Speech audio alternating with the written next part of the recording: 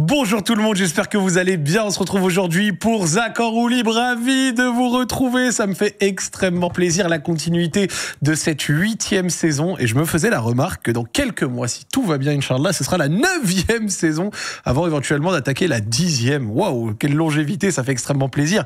Si vous connaissez un peu l'histoire de l'émission, on a reçu déjà tout type d'invités, des créateurs de contenu, des sportifs, de tout plein de pratiques et de disciplines différentes, des comédiens de doublage, des humoristes. Et cette saison, on se permet des nouveautés et une typologie d'invités différentes et que je peux me permettre grâce à votre suivi, votre fidélité qui vous répondez présent dans la plupart des émissions et ça fait extrêmement plaisir. Aujourd'hui, je suis avec quelqu'un qui est un aventurier. On peut le décrire comme tel. Il a vécu sur une île déserte. Il a enflammé la dernière saison de Koh-Lanta en atteignant la finale, tout en brandissant fièrement le drapeau de son département. Monsieur Ilyes Benyoub, Ilyes de Koh-Lanta. Comment vas-tu, Ilyes? Ça va super et toi, Zach? La forme? Franchement, merci beaucoup de m'avoir permis de venir ici. Super sympa et ouais, ça va super. Écoute. Est-ce que je t'ai bien décrit? Ça va. Franchement, tu m'as bien décrit. T'as mis l'écusson du 9-3 en tête. Du coup, ça fait plaisir. J'ai essayé parce que c'est franchement assez marrant. C'était un des premiers invités que j'ai et où dans le chat, ça spam le département. Juste 9-3, Ah ouais 9-3. Et dans le chat, là, si vous n'êtes pas là, 9-3, 9-3, 9-3. Tu les as matrixés, là, sur ça. Je suis matrixé personne. Mais c'est comme une grande famille, on va dire. C'est une fierté. C'est l'écusson. On ramène le drapeau 9-3 partout où on va et on l'a ramené sur Koh-Lanta et ça l'a fait. Hein. Tu passes un bon début de semaine? Ça va. Alhamdoulilah, je viens de rentrer de Londres. Ok. Petit défi Paris-Londres à vélo. Ok. En 3 jours, là je suis rentré il n'y a pas longtemps. Du coup ça va, ça se passe bien. Comment ça s'est passé ce petit défi? Est-ce que t'as pris un vélo spécial? Tu sais que vraiment je vais te le dire parce que j'ai déjà fait aussi un peu de vélo. Au bout d'un moment, comme beaucoup, je pense, t'as mal derrière. Ouais, grave. Ça s'est passé comment pour toi? Ouais, ça fait très très mal derrière. Mais je m'étais déjà lancé un défi pareil. J'avais fait Paris-Marseille il y a 4 ans. Ok. Et on vient du 93. Quand on parle de vélo, on parle de rock rider, on parle de VTT, on connaît pas vraiment les bons vélos pour faire ce type de défi. Du coup, j'avais acheté un VTT et c'est pas du tout utilisé et pratique pour faire ce type de choses. Du coup, là, t'as pris quoi, un vélo sur route? Non, j'ai route, encore le même VTT. J'ai le même. J'étais arrivé à Marseille, je l'avais plaqué 13. J'ai mis un petit autocollant en plaque d'immatriculation 13. Du coup, je me suis dit bon, je vais le faire avec le même vélo. Du coup, c'est compliqué avec ce genre de vélo. C'est pas un vélo de route. Ça tire bien sur les jambes. Ah ouais. On t'a mis le petit Reels, la petite preuve. Attends, mais t'as eu du beau temps carrément. Bah ouais, t'as pas vu même en Angleterre, il faisait bon. Bon, après, il caillait un peu plus en Angleterre. Mais franchement, c'était pas mal.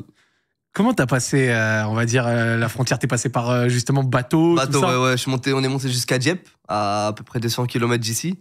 Après, on a pris le ferry et le lendemain, on a tracé en une journée, on est parti jusqu'à Londres.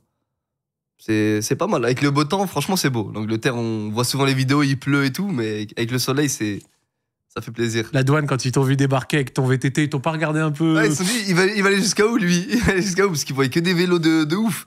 Il y a des mecs qui viennent avec des vélos. Bon, on en voyait aussi, parce que cette traversée, elle est connue, en fait. Ok. Tu sais qu'il y a ils appellent ça la ligne verte, je crois, ou la route verte, la voie verte. C'est une piste cyclable qui part de Paris jusqu'à Londres. Ok. C'est-à-dire, en un chemin, tu peux faire de Paris jusqu'à Londres. Nous, on l'a pas trop emprunté, parce que ça fait des détours à certains moments. Mais sinon, c'est-à-dire, c'est connu, cet itinéraire. Ok. Je savais pas au début. Moi, je me suis dit, tiens, petit défi pas loin à Londres. Du coup, s'il y en a qui s'intéressent, Paris-Londres à vélo, vous prenez la voie verte. Et la question que je pense certains se posent, le vélo est devenu quoi? Parce que t'es revenu en Eurostar ou en vélo? Parce que je vois le vélo il rentre pas dans l'Eurostar, donc qu'est-ce qu'il est devenu à Londres? Là, le vélo il est rentré avec moi, on l'a laissé à Londres de côté. À Londres on se baladait en Vélib. On a fait la transition déjà à Londres. Donc ils étaient morts. On faisait à peu près 100 km par jour, du coup on était KO. Après ça va, c'est bien passé. Retour en train, ferry, train encore. Nickel. Eh ben écoute, Ilyes, on va parler aujourd'hui un peu de ton parcours personnel, on va parler de ton passage sur Koh-Lanta, on va parler de l'après. Forcément, franchement, t'es l'un des premiers, justement, une des premières personnalités qui a ce parcours que je reçois, donc c'est un vrai plaisir pour moi. T'es quelqu'un qui aime bien l'aventure, on va discuter de tout ça, mais avant, on aimerait en savoir plus sur toi. Et pour ceux qui ne te connaissent pas encore, est-ce que tu peux te présenter, nous dire qui es-tu, d'où viens-tu et quel a été ton parcours scolaire, s'il te plaît? Ça marche. Je m'appelle Ilyes, 24 ans. Je viens du 93, particulièrement de Clichy-Montfermeil. D'ailleurs, grosse dédicace. Clichy-Montfermeil et à mes rêves de Besson. Du coup, voilà, j'ai eu un parcours classique pour le rebeu fort en maths, on va dire. Ok. J'ai fait une terminale. Au lycée, j'ai choisi la voie scientifique. D'accord. Ensuite, j'ai fait une classe prépa. Après, j'ai intégré une école d'ingénieur. Et là, alhamdoulilah, depuis peu, je suis diplômé ingénieur spécialisé dans le domaine de l'énergie. Propre. Du coup, voilà. Et après, j'ai été, entre guillemets, mis au devant de la scène depuis la dernière saison de Koh Lanta la tribu Mojit. Ça va, j'ai un peu éteint tout le monde là-bas. Extinction, ça s'est super bien passé. Je suis arrivé en finale, malheureusement, j'ai pas gagné. Mais ouais, le parcours, il était pas mal. Le truc qui marque des gens dans le chat, c'est que t'as juste 24 ans. Tu fais plus vieux, je trouve. Ah ouais, c'est la barbe, je crois. La barbe début de VK, là, que je suis en train de cacher avec les cheveux. Jure. La VK, là, arrive. Toi aussi, là, tu commences à... Obligé, ça arrive. Frérot, quand ça arrivera et que tu décideras de raser, j'ai acheté aujourd'hui, je l'ai utilisé pour la première fois, un skull shaver. Tu vois, c'est un truc qui permet vraiment de raser. Ah ouais, c'est quoi? C'est les tondeuses. Ouais, tu sais avec que... Exactement, avec les ronds, là, Je suis comme ça. renseigné. Ça arrive, hein, ça arrive. Bon, ça peut te rassurer, on le voit pas trop. Ah, ça va, On ça le va, voit là. pas trop. T'étais quel... Ah oui, non, mais là, donc, sur cette photo, donc pour ceux qui regardent, et ceux qui sont en podcast, on est en train de montrer une photo. Mais t'as pas 24 ans, là, t'as pas 23. Non, après, là, il y a 41 jours de survie sur une île déserte, sans rien manger, au soleil, sans douche, sans rien. Du coup, là, j'ai mon excuse un peu. Réel. Mais c'est vrai que là, ouais, je fais 30 ans, minimum 30. T'étais quel type d'élève? Bon élève, je suppose que t'as fait prépa ingénieur et tout sur ça, on est d'accord. Il y a un gros contraste. En fait, je suis quelqu'un de très agité, je suis pas du tout insolent, Ok. mais par contre, je rigole tout le temps. C'est-à-dire, en cours, je faisais que de me marrer. Et comme j'avais des facilités, notamment dans les matières scientifiques, c'est-à-dire, je pouvais me permettre de faire que de darka avec mes potes, Ok. faire que de rigoler, plaisanter, mais en même temps, j'avais des bonnes notes. Du coup, ça allait. Après, j'avais souvent un avertissement de comportement, notamment au collège et au lycée. Le classique. Voilà, c'est ça. Avertissement travail, avertissement comportement. Non, travail jamais. C'était soit j'avais félicitations, ou soit j'avais avertissement de conduite. Du coup, les parents, ils étaient pas trop contents, mais j'ai passé une magnifique période en tant qu'étudiant. Le bac, tu l'as eu à combien? Je l'ai eu à 12 piles. Oh. J'ai eu la mention. En plus, j'avais avis. T'as vu, ils mettaient soit avis favorable, c'est-à-dire si t'as 11 et quelques qui te donnent la mention, Oui. avis neutre ou avis défavorable. Moi, ils m'ont mis avis défavorable direct. C'est-à-dire si j'aurais pas eu 12 piles, 12-0-0, j'aurais pas eu la mention. J'aurais eu 11-99, pas de mention. Avec le recul, c'était mérité? Ouais, totalement. La mention ou l'avis défavorable? L'avis défavorable. Ouais, bah ouais. Bah ouais. Malheureusement, ouais. Après, j'étais sympa, les profs, ils m'aimaient bien, mais je perturbais un petit peu le cours, vu que je rigolais beaucoup. Je faisais beaucoup de blagues. Mais zéro regret, la vérité. Il y a quelques semaines, j'ai eu Papsan sur le plateau et lui, il a fait la prépa. Et il m'a parlé de l'expérience de prépa. Ah, Comme quoi, c'était marquant, que c'était l'apprentissage d'une méthodologie, que c'était aussi des années qui n'étaient pas toujours très faciles. C'était comment, toi, ton c'était grave vécu bien. de prépa? C'était grave. Je suis pas encore là, il y a un contraste avec les autres étudiants. J'ai la chance en classe prépa, je suis parti avec un pote de chez moi, D'accord. la Nas, vraiment de mon quartier. Du coup, on a fait la prépa ensemble. Et en plus, là-bas, dans ma classe, on a rencontré d'autres refs. Du coup, on avait vraiment une très bonne ambiance de classe. C'était comme si on était encore en terminale. Ok. Après, le niveau, il était vraiment hardcore. C'est-à-dire, quand même, on a commencé à fournir une charge de travail qui était importante, une charge de travail importante. Mais franchement, ça s'est super bien passé. Même si le niveau, il était dur, on galérait en cours, le fait d'avoir un bon groupe, t'as vu, on rigolait, on plaisantait. En cours, on essayait quand même d'être sérieux de temps en temps. Ok. Moi, j'ai quand même passé une semaine à regarder tout SNK en cours. J'ai regardé tout SNK. Bon, les Obligé. bonnes rêves. Ah, voilà, obligé. Une personne qui apprécie SNK est automatiquement un ami. Enchanté. Enchanté. Du coup, ouais, c'était chaud, mais ça va, ça s'est bien passé pour moi. C'est quoi la prépa exacte que t'as fait? Quelqu'un lui demande dans le chat. La prépa, j'ai fait une PCSI au début. Après, en deuxième année, tu te spécialises pour faire PSI. PSI, c'est physique et sciences de l'ingénieur. Très bien. L'intitulé, c'est ça, mais t'as quand même plus de maths que les deux autres. Ok. T'as toujours plus de maths, mais ouais, t'es spécialisé en physique. Moi, depuis petit, je suis passionné d'astrophysique principalement, D'accord. mais de physique en général. Ouais, c'est vraiment quelque chose qui me passionne. T'as enchaîné avec quoi niveau école d'ingénieur? Parce que en général, tu fais prépa pour essayer d'aller dans les plus grandes C'est ça, écoles. c'est Est-ce que ça. c'est ce que t'as pu faire? Non, moi, les concours, j'avais rien révisé. Du coup, t'as plusieurs banques de concours. Ouais. T'as les banques qui regroupent les meilleures écoles, polytechniques. Après, t'as des centrales, t'as mines. Et c'est sur un mois, t'as une semaine chaque concours, chaque banque de concours. Moi, je suis arrivé au début des concours. D'accord. C'était le ramadan. Ok. J'avais rien révisé. Mais pourquoi?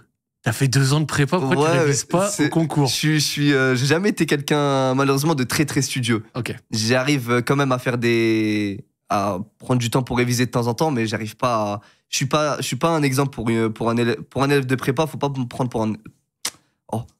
Il ne faut pas me prendre pour exemple. Exactement. Du coup, j'avais encore rien révisé. Je me suis dit, bon, là, soit tu vas pour les concours chauds pour avoir les meilleures écoles avec un niveau claqué, et bah, tu n'auras pas le temps de réviser pour les autres concours qui arrivent avec des niveaux un peu plus bas, du coup, plus accessibles. Et je me suis dit ça. Après, je me suis dit, bah, autant ne pas aller au concours des meilleures écoles, voilà, prendre le temps de réviser et aller pour des écoles correctes qui me permettront d'être ingénieur de renommée avec un bon dossier. Mais ouais, en prenant le temps de réviser. Du coup, j'ai révisé 2 semaines et je suis parti pour la dernière semaine de concours. Et quelle école, du coup? Je suis parti à l'Essier-Paris. Mon choix, il a été simple. J'ai été pris par plusieurs écoles partout en France. J'ai choisi l'école la plus proche. Ok. L'Essier-Paris à Champs-sur-Marne. Campus de Marne-la-Vallée, je crois, on appelle ça comme ça. Université de Marne-la-Vallée. Champs-sur-Marne. C'est là-bas où il y avait mon kiné. Je suis allé plus de 3 fois dans le coin. Ouais. Ils ont une école d'ostéopathie en plus là-bas. Ils sont pas mal à skip, les élèves. Et c'est Paris.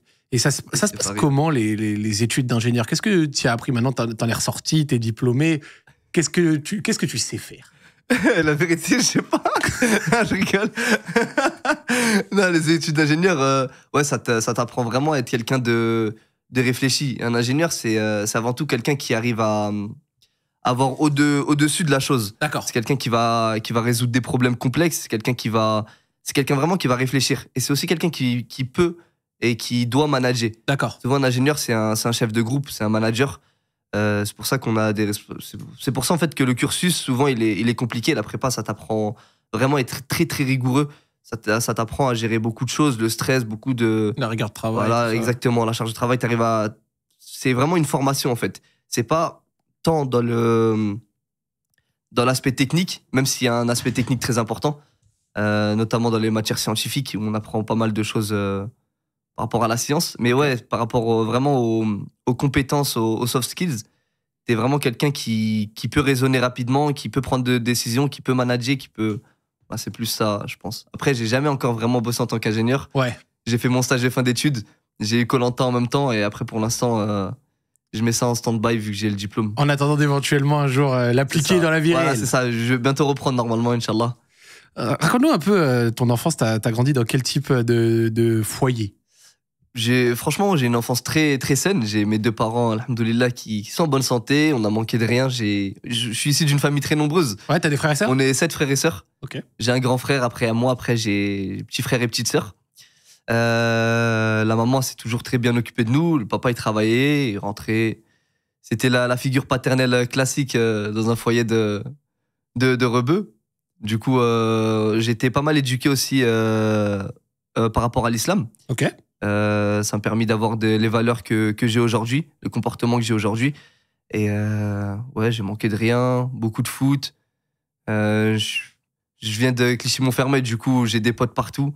Depuis petit, on sort, on vadrouille toujours dans le bien. D'accord. On vadrouille, on joue au foot. Principalement, ouais, c'est le foot qui m'a permis d'avoir beaucoup de potes. Et ensuite, ouais, on fait pas mal de sport, on faisait des sorties à vélo, on allait jusqu'à la base de loisirs de Torcy. Ok. On se baignait dans tous les lacs dégueulasses. On a un bois pas loin de chez nous, tu vois, l'eau, elle était marron, verte. Ceux qui ressortent en snap tous les étés depuis 2014. Exactement. Je vois. Totalement ça. C'est totalement ça. On avait 15 ans, on sautait dans des lacs. Les maladies qu'il y avait dedans, oh, c'était des folies. Franchement, le Covid à côté, c'était rien du tout. Et ouais, franchement, une enfance à 10 sur 10. Mon enfance, alhamdoulilah, tout s'est très très bien passé. Il travaillait dans quoi, ton père? Mon père, il est chauffeur de bus. Ok. C'est le papa arabe classique, je te dis. Encore maintenant? Encore maintenant, chauffeur de bus. Et bientôt en retraite, là. Du coup, ça va. La maman a s'occupé de nous. J'ai découvert récemment, alors c'est vraiment hors sujet par rapport à ça, mais il y avait des gens dont les lignes de transport de bus, c'était une passion pour eux. Et récemment, avec la ligne 14 qui va jusqu'à Orly, ils ont enlevé le Orly-bus. Et le dernier Orly-bus qui a circulé, il y a des gens, ils savaient prendre des photos, des images, genre émotion, tu vois. Le petit ange nous a quittés. Et je me moque pas. Moi, vraiment, je me moque pas. Ceux qui ont une passion, même qui change un peu, qui est pas c'est- méchante et tout, c'est trop cool. Tu Ouais, vois. c'est bien. Et donc, du coup, j'ai vraiment Mais vu qu'il y avait c'est des gens, sympa. tu vois, les lignes de Ils bus. sont passionnés. Ah oui, ils kiffent. Ils kiffent, ils Chacun kiffent. son truc, hein. Donc, vraiment, respect. Et Mais t'as c'est déjà bien. accompagné ton père au travail? Je l'ai déjà rejoint dans le bus. Quand il passait devant la maison et il klaxonnait, ou je suis déjà monté dans son bus ou dans son tram, parce qu'il Mhm. fait les deux. Mais sinon, je suis jamais parti jusqu'au travail avec lui. Mais ouais, quand t'es petit, tu le vois en train de conduire un tram, il te met devant avec lui, t'es épanoui. Épanoui. C'est quoi tes origines? 100% algérien. 100% algérien. Très grande fierté, ça aussi. C'est très bien, on aime bien mettre le drapeau partout. Ça va, on est habitué. Mais ouais. Quelle partie de l'Algérie? Frontière marocaine. Ok. À côté de nos refs du Maroc.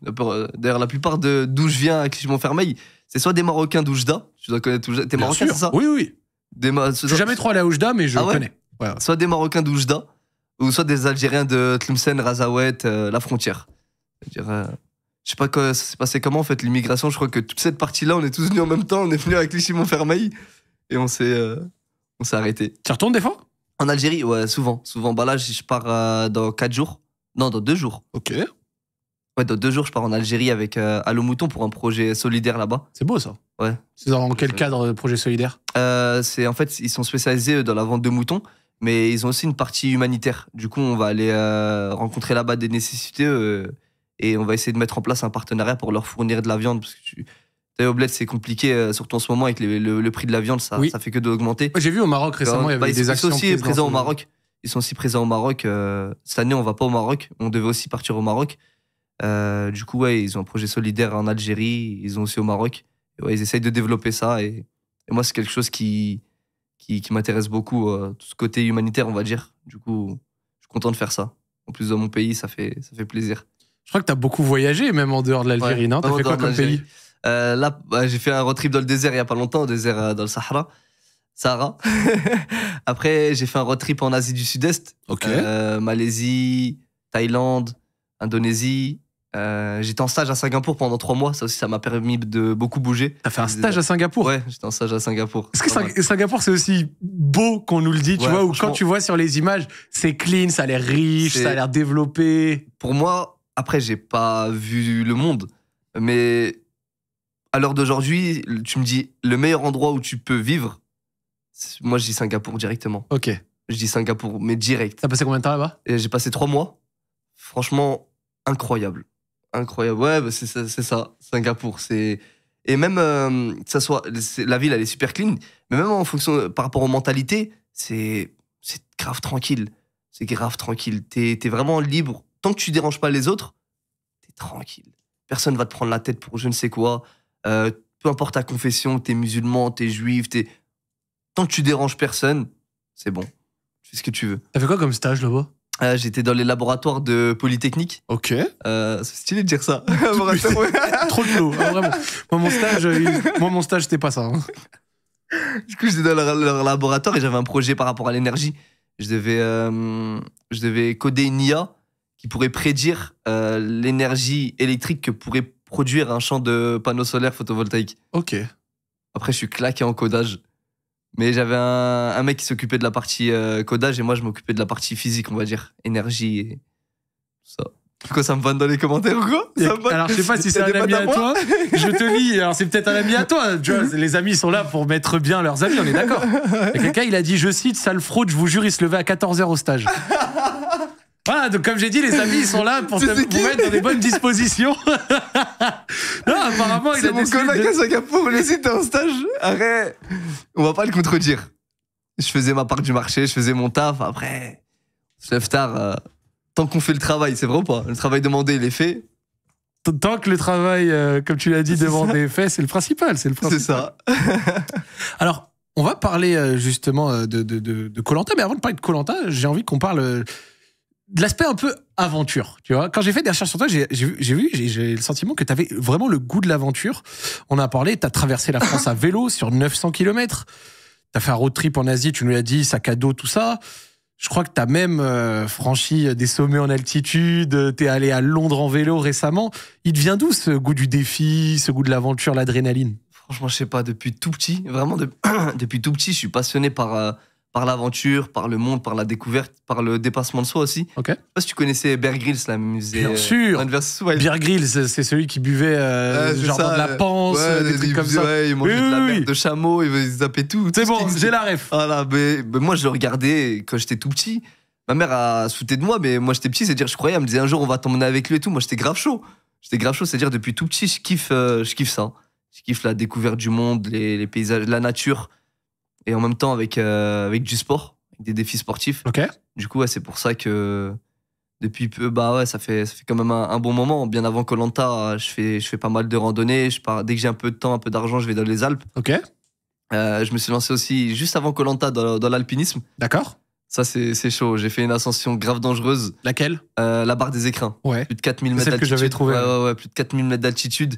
L'itinéraire, c'était en plein mois d'août. C'est-à-dire, en haut, c'est glacé. Il y avait plein de chutes de glace. Il y avait plein de trous partout.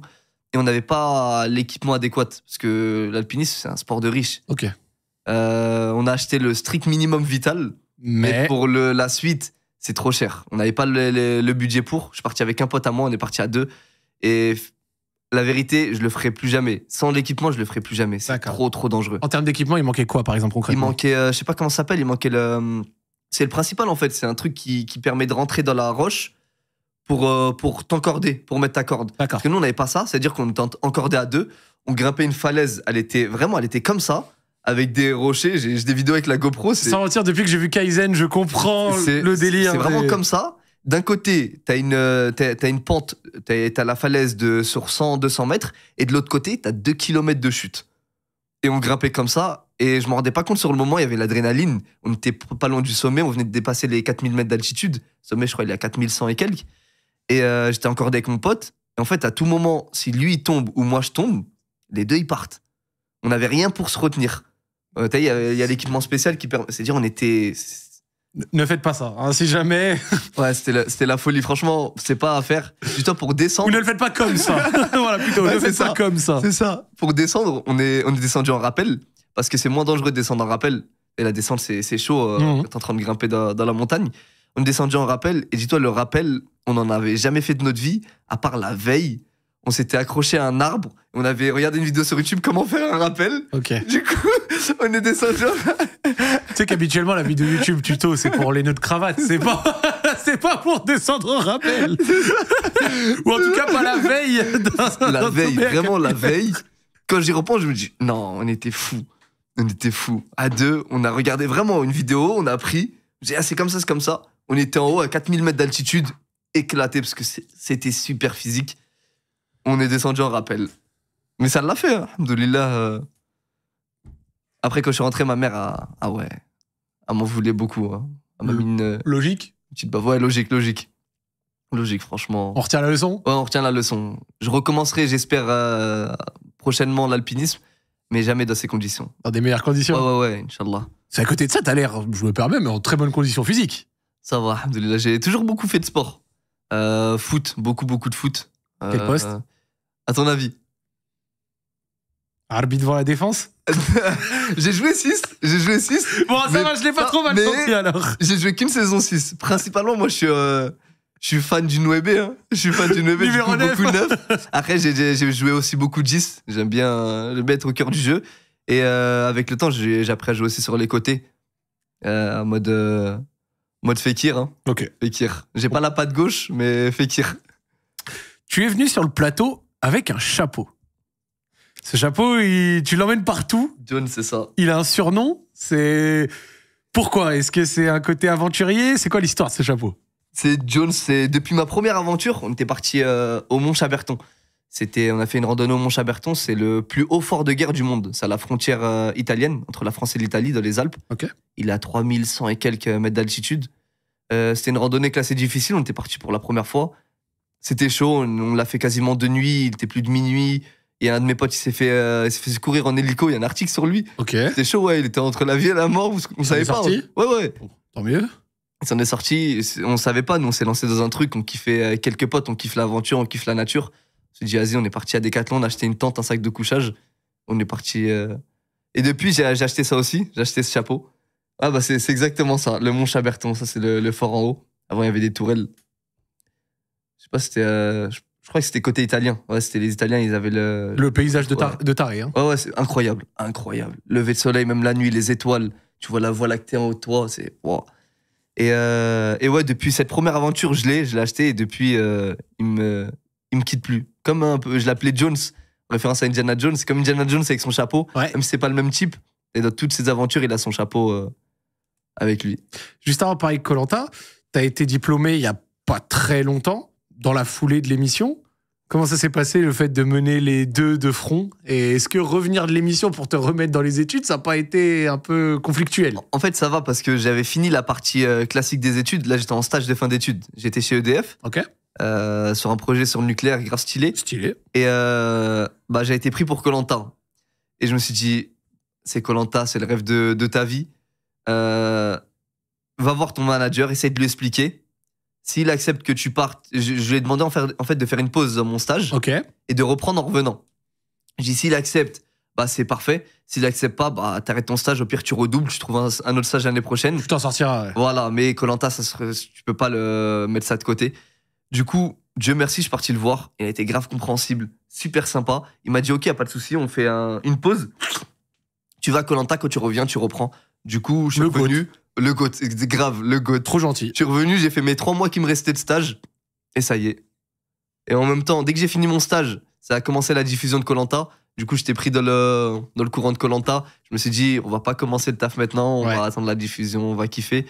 Et voilà. Et maintenant que, on va dire, la diffusion a été faite, t'es diplômé, on est plusieurs mois après.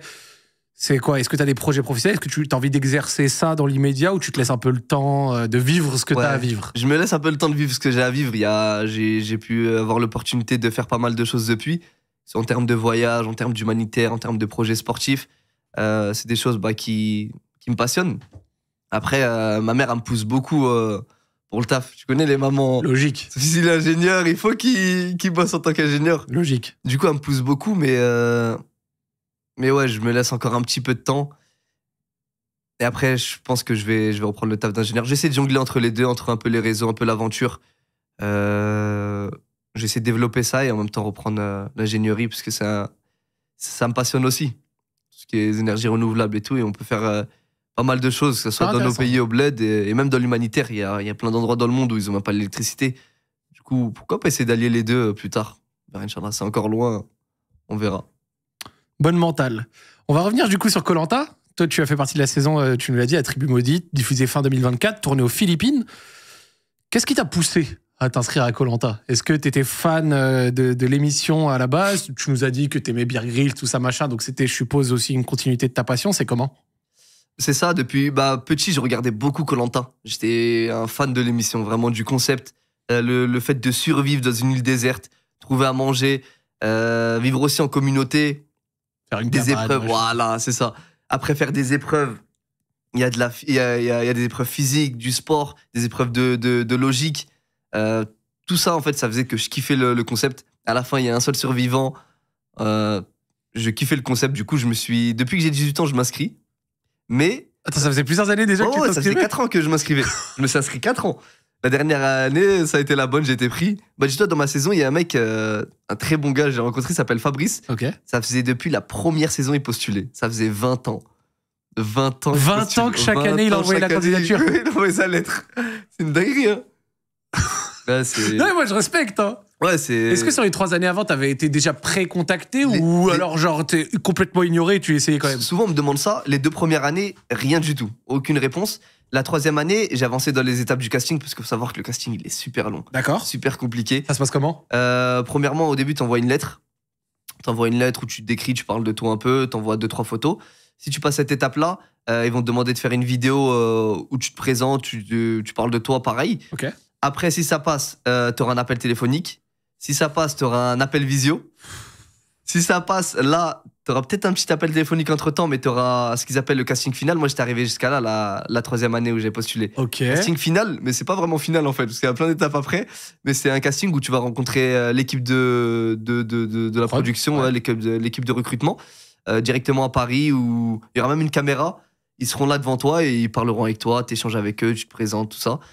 La 3e année, ça l'avait pas fait. Je m'étais arrêté à cette étape-là. Ok. La 4e année, ils m'ont rappelé pour reprendre à partir de cette étape.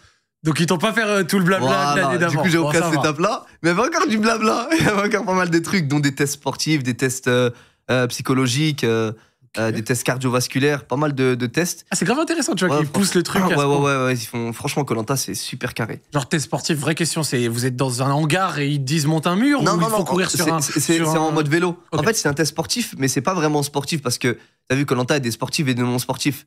T'as pas un niveau de sport requis pour faire Koh-Lanta. Il y en a, ils savent même pas nager, ils font Koh-Lanta.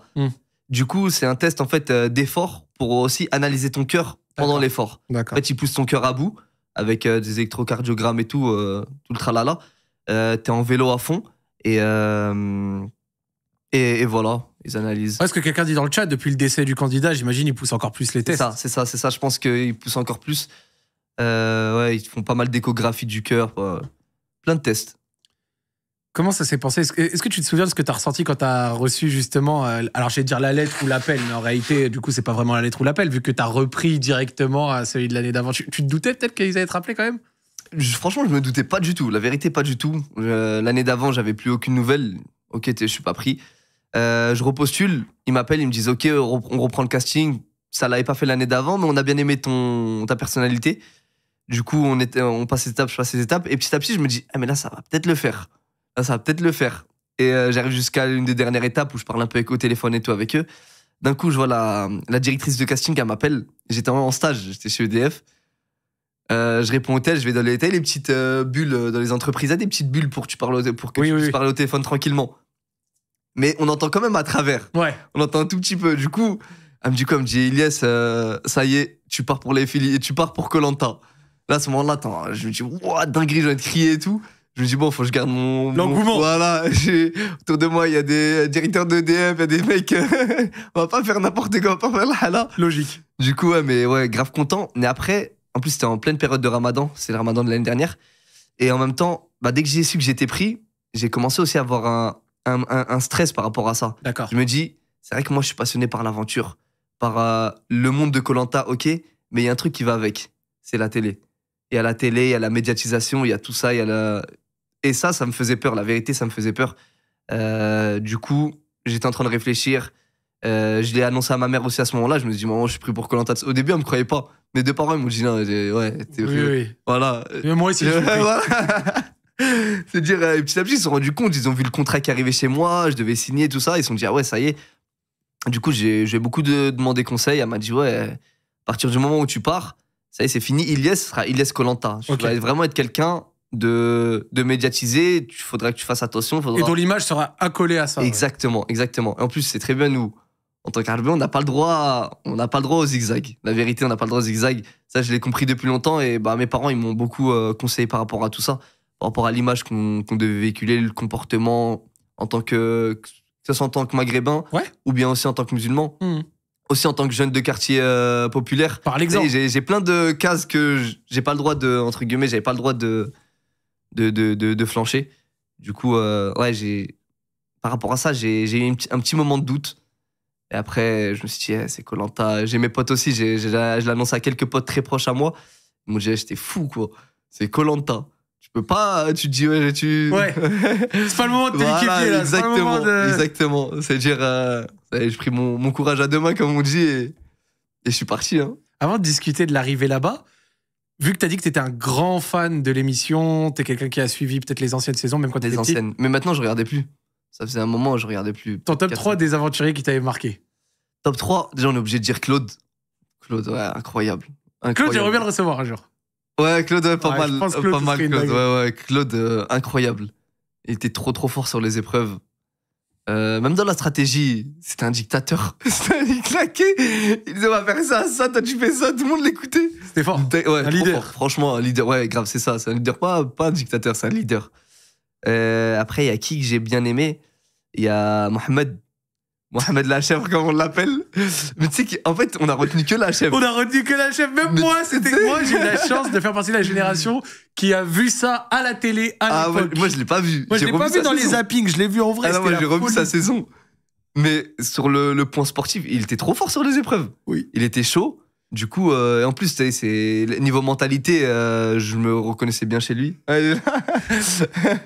J'échange beaucoup avec lui maintenant. Ok, en ce moment, j'échange bien, beaucoup ça. avec lui. Machallah, il fait des bons trucs dans l'humanitaire aussi, au Maroc, en Algérie. Il est bien dans. J'aime bien, il a un esprit solidaire.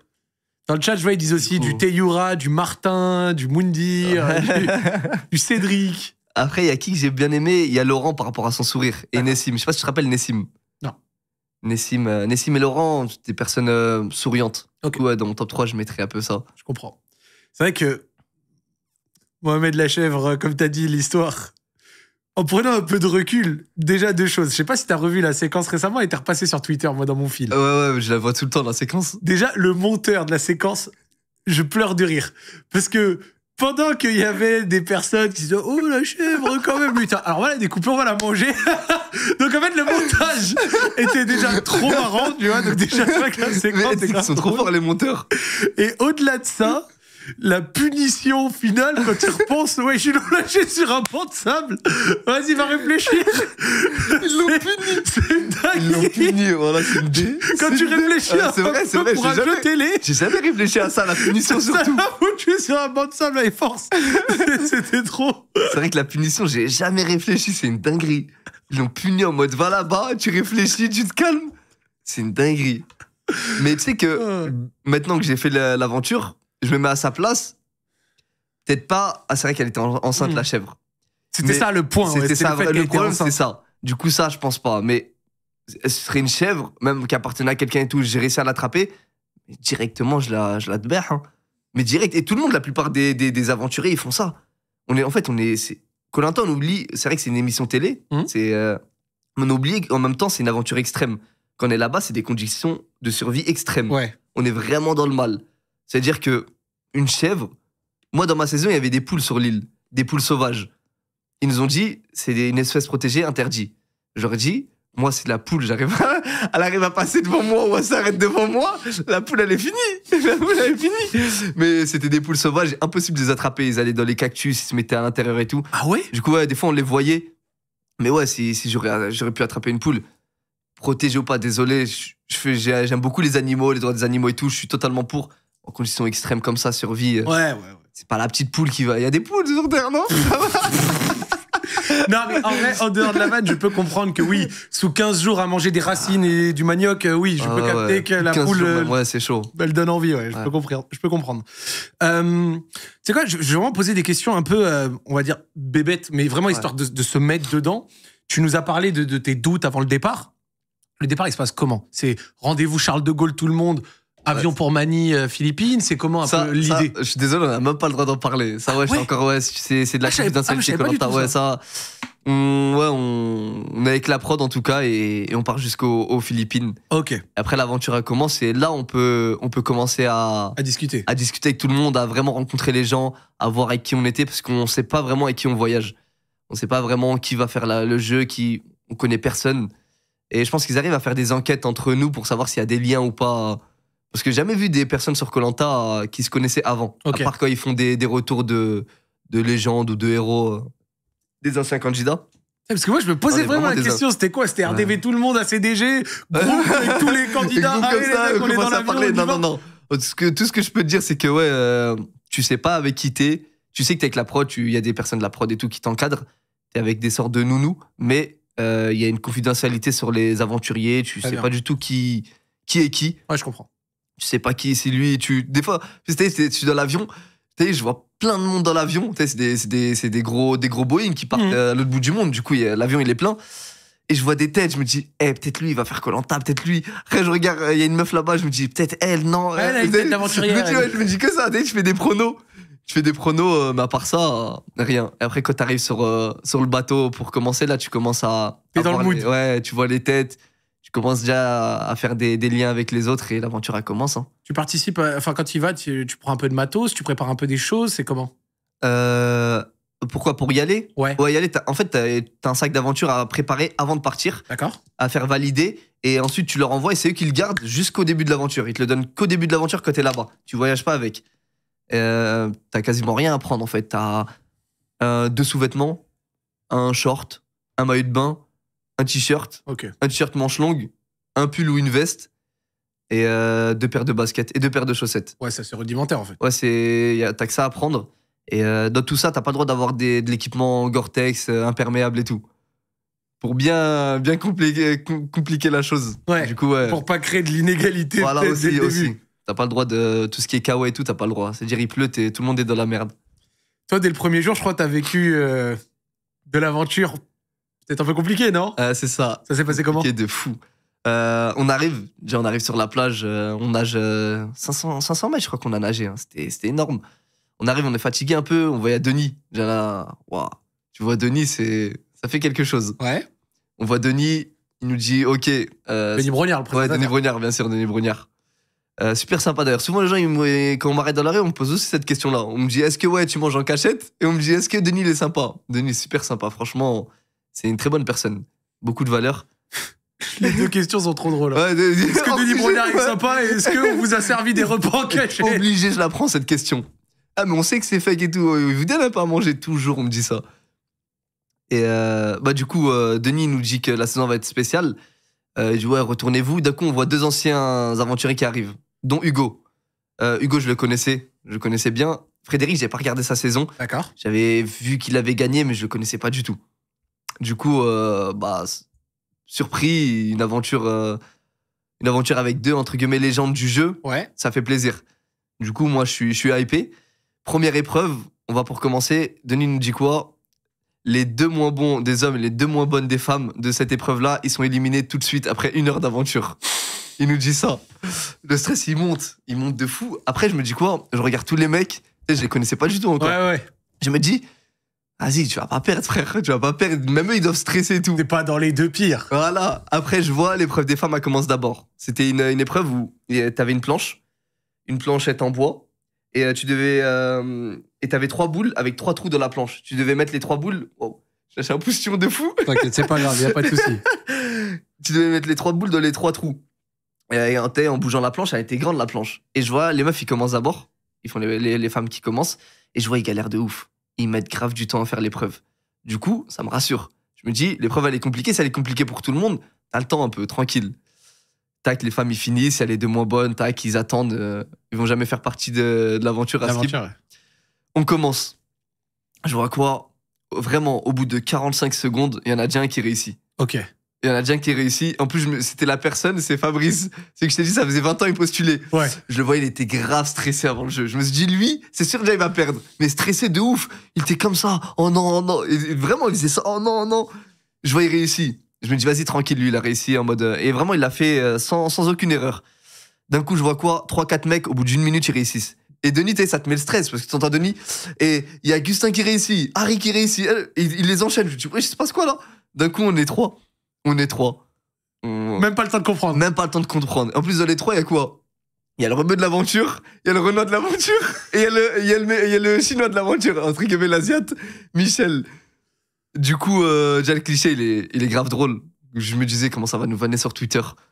Et Je suis mort, il pensait, t'as bien pas éliminé, il pensait au van de Twitter. Mais... C'est sûr, on va se faire vanner, on va se faire éteindre. Et voilà, je perds la première épreuve. Pourquoi? T'avais les mains qui tremblaient? Mais c'était comme ça. J'étais comme ça.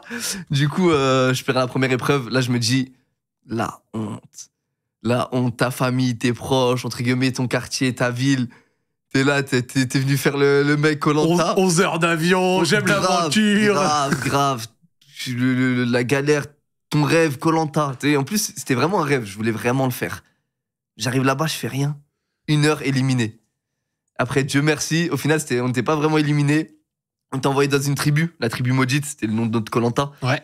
Mais là-bas, c'était vraiment hardcore. Ça consistait en quoi, la tribu maudite? La tribu maudite, en fait, c'était une île avec beaucoup moins de ressources que les autres. Beaucoup moins de temps de soleil aussi, ça c'est important quand on est en mode survie. Ok. Parce que le soleil il passe derrière une énorme falaise, c'est-à-dire après on est que dans l'ombre et on est dans le noir. Et aussi, au début, on était laissé là-bas à l'abandon. En mode, on savait pas ce qui allait se passer de nous. On sait juste, on avait un message, vous allez peut-être avoir un moyen de réintégrer l'aventure, mais tant que vous êtes ici, c'est beaucoup plus dangereux pour vous. On était laissé comme ça pendant 3 jours.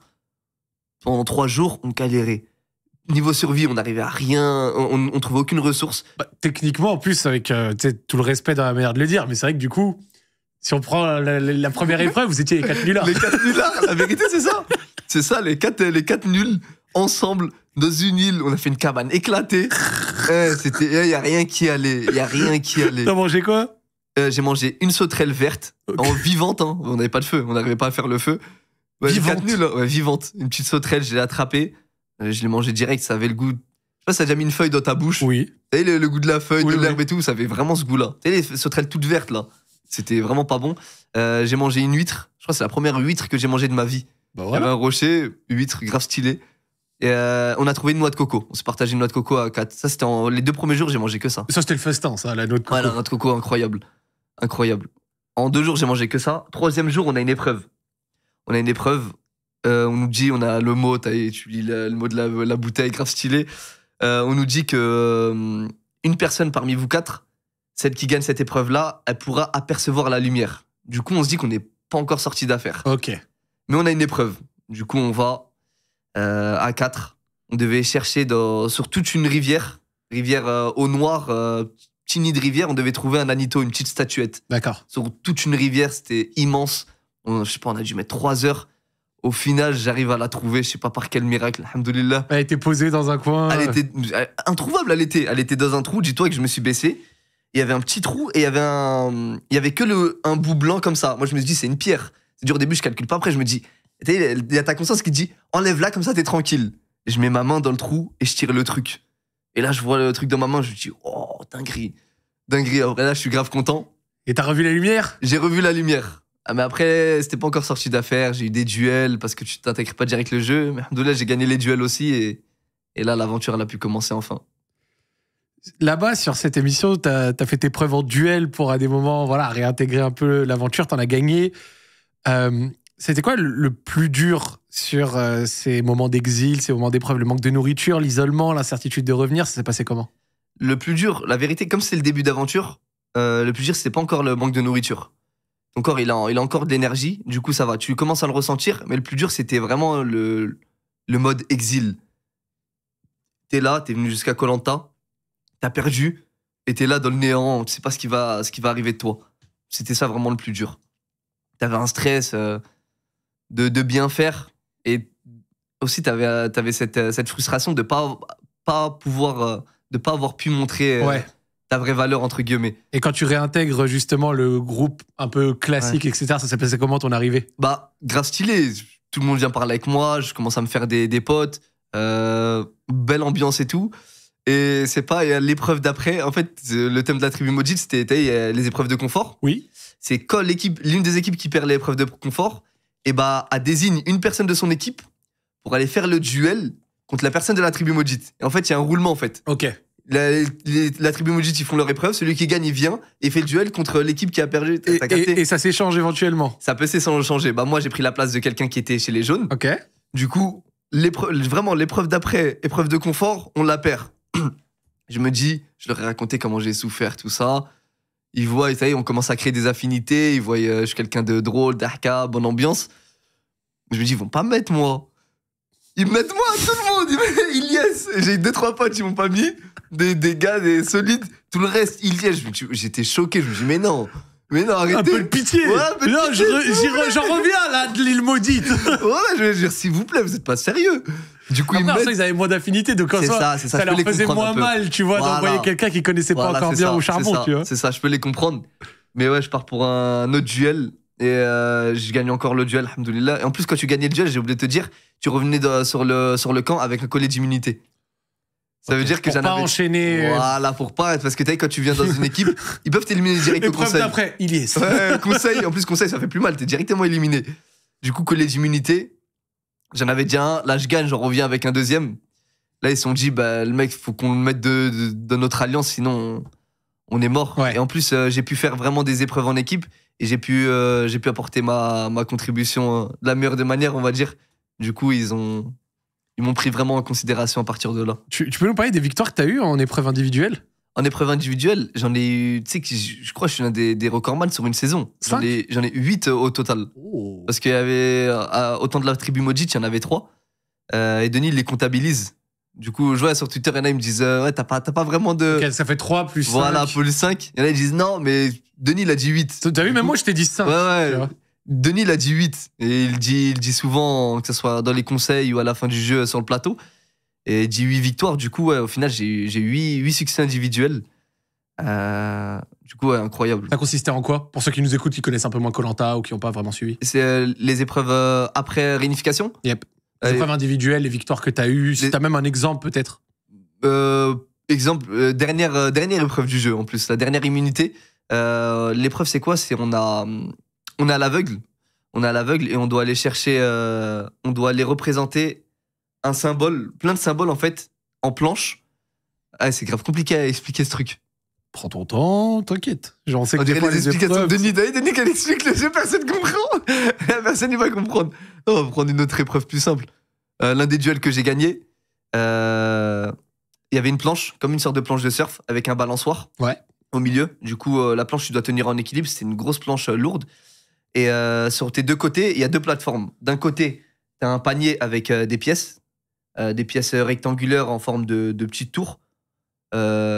De couleur jaune et noire, et de l'autre côté, tu as un petit support. En fait, avec une seule main, tu devais tenir en équilibre et prendre les pièces du panier pour les mettre dans l'autre. Pour les mettre, et en fait, il fallait aligner 4. Tu sais, je me suis mis tout droit, comme dans les je vois ça. Non, mais j'ai apprécié parce que tu t'es mis dans la peau, tu vois. C'était grave chaud, hein. Plus le soleil qui tape, il fallait aligner 4 pièces en alternant jaune-noir, jaune-noir. Et du coup, ouais, ça c'était chaud. Et... Ils sont créatifs quand même sur les épreuves. Ouais, ils sont créatifs, ouais, des épreuves de tout genre. De la logique, du sport, un peu de tout. C'était quoi au final les 3 moments marquants de ton aventure avant qu'on parle justement de la fin sur les 40 jours que tu as tenus, si tu devais en retenir 3? 3, il y en a un, bien évidemment, c'est pour ceux qui connaissent Koh-Lanta, il y a le moment où les proches y viennent. C'était tout à la fin. L'un de mes meilleurs potes, il vient. Tout droit du 9-3, il arrive. Gros sourire, tout le monde pleurait. Koh-Lanta, c'est super émotif et ils aiment bien nous faire pleurer. Ils aiment bien nous. Pour les images. Voilà. C'est pour les images. Et c'est dur de retenir ses larmes. J'ai retenu mes larmes, t'inquiète. T'as voulu faire le mec. La vérité, à ce moment-là. T'as voulu Dark Sasuke un peu. Hein. Après 37 jours d'aventure, j'aurais vu ma mère, j'aurais pleuré, c'est sûr et certain. Mais là, je vois tout le monde pleurer et tout. Moi, je me dis, qui va arriver? Tac, il y en a, il a son frère, sa mère, son mari, tout. Tout le monde pleure. Je vois au loin, il y a l'un de mes meilleurs potes, il arrive. Grosse dark, gros fou rire. Gros fou rire de ouf, mais j'étais trop content de le voir. Du coup, ça, un moment marquant. Ça fait trop du bien de voir vraiment Koh-Lanta, une 40aine de jours. T'es déconnecté de la Terre. T'es déconnecté. T'as regardé ou pas The Walking Dead? Bah ouais, j'en ai regardé il y a longtemps. T'es dans le monde, on dirait t'es dans le monde. T'es The Walking Dead, le monde extérieur, il n'existe plus, le monde d'avant. Mais t'es même dans les SNK, t'es à part. Il y a que toi, ça existe, tout le reste, ça n'existe pas. On est vraiment comme ça. On est à zéro nouvelle, zéro connexion avec le monde. Rien. Pas de téléphone. Rien. Walou. Rien. Pas d'électricité, rien. Ça veut dire, on oublie tout, on dirait que le monde, il n'existe plus. Hier, je vois mon pote, incroyable. Ça, c'était un moment marquant. Après, il y a le parcours du combattant, j'ai bien aimé. En fait, j'ai kiffé. J'ai toujours voulu faire cette épreuve-là en mode, entre guillemets, pour un petit sportif. Très physique, très... Voilà, en mode contre tous les mecs. Parcours du combattant, j'ai fait une masterclass sur tout le début. J'avais mis une épreuve d'avance sur tous les autres. Et je sais pas si tu vois, souvent la dernière épreuve, c'est les cordes, là. Oui. Dinguerie. Zéro logique, je passe au milieu. Les cordes, je faisais que de vaciller. En plus, il y avait un grand espace. Moi, je suis pas très grande taille. C'est-à-dire, il y avait un grand espace entre chaque corde. Je me fais rattraper sur cette dernière épreuve par maintenant, c'est un de mes meilleurs potes, il s'appelle Gustin. Il marche sur les cordes comme un fou. Maintenant, ils l'ont interdit, ça, d'ailleurs. Ah ouais? Après, personne ne l'avait jamais fait. Il est venu, il a marché sur les cordes. Là où normalement... il est là, gars, Gustin. Il a marché sur les cordes. Tu sais, l'espace, il est grand quand même entre les cordes. Il m'a rattrapé à ce moment-là. Lui, il était plus grand que moi. Et voilà, il est passé devant. J'ai fini deuxième. Hein. J'ai fini deuxième, mais incroyable l'épreuve. Ah, le screen rend bien, ça permet de se le mettre en tête. Et donc, du coup, toi, t'étais vraiment passé au milieu. J'étais au milieu du truc. Et c'est au milieu où il y a le plus de flexibilité, on va dire ça comme ça. En fait, la solution, c'est de passer sur les côtés. C'est beaucoup plus dur. C'est-à-dire, c'est beaucoup plus tendu. Mais malheureusement, petite erreur de stratégie et je finis deuxième. T'as perdu combien de poids? J'ai perdu une dizaine de kilos. Et déjà, si on voit au début de l'aventure, je suis pas quelqu'un, je suis comme ça à peu près. Je suis pas quelqu'un avec du surpoids. Je faisais 73, 74 kilos avant de partir. Je suis revenu, je faisais dans les 64 kilos. J'avais la peau sur les os. Hein. J'étais les yeux rentrés, les pommettes sorties, tout. C'était tout maigre. Question un peu à part, justement, parce que t'as parlé justement du fait que t'étais musulman, l'islam, tout ça. Comment ça se passe la pratique là-bas, la prière, le réveil, la nourriture? Alors j'ai vu que tu avais dit qu'ils prenaient en compte ça et que tu le déclarais avant, mais ça se passe comment concrètement? Par rapport à la nourriture? La nourriture déjà, ou même la prière, la pratique. Déjà, la nourriture c'est simple, on mange rien. Après quand on gagne des conforts, tu le dis avant si t'as des allergies ou si t'as des restrictions. Moi j'ai une restriction due à la viande halal. Ouais. Du coup il y a des moments où on gagnait des conforts, soit en équipe ou en individuel, ou soit j'avais du poisson à disposition. C'est notamment le premier confort qu'on a gagné. J'ai fait une masterclass de ouf en plus sur cette épreuve avec des cordes logiques et tout. J'étais grave saucé. On gagne, on va dans un marché et là on dévalise tout. On dévalise tout et dans les plats. Ah, c'est une dinguerie. Comment on a mangé. Bon. Ouais, grave bon. Grave bon. Les plats, ils devaient avoir une saveur quand même, vu qu'ils étaient rares. Incroyable. Ouais. Franchement, c'était. Tu pleurais sur le poulet des là, t'as carisé. Je pleurais sur tout, frère. C'était une dinguerie. Et par exemple, là, à ce moment-là, ils m'ont dit que le poulet, il était pas halal. Du coup, il y avait du poisson. Et du poisson. Donc l'alternative était là, donc voilà, c'est bon. En plus, c'est les plats traditionnels aussi, ils se font avec le poisson. Du coup, moi, je mangeais principalement le poisson, le riz. Et à des moments, ils me disaient que le poulet, il est halal. Du coup, je tapais le poulet, comme j'étais content.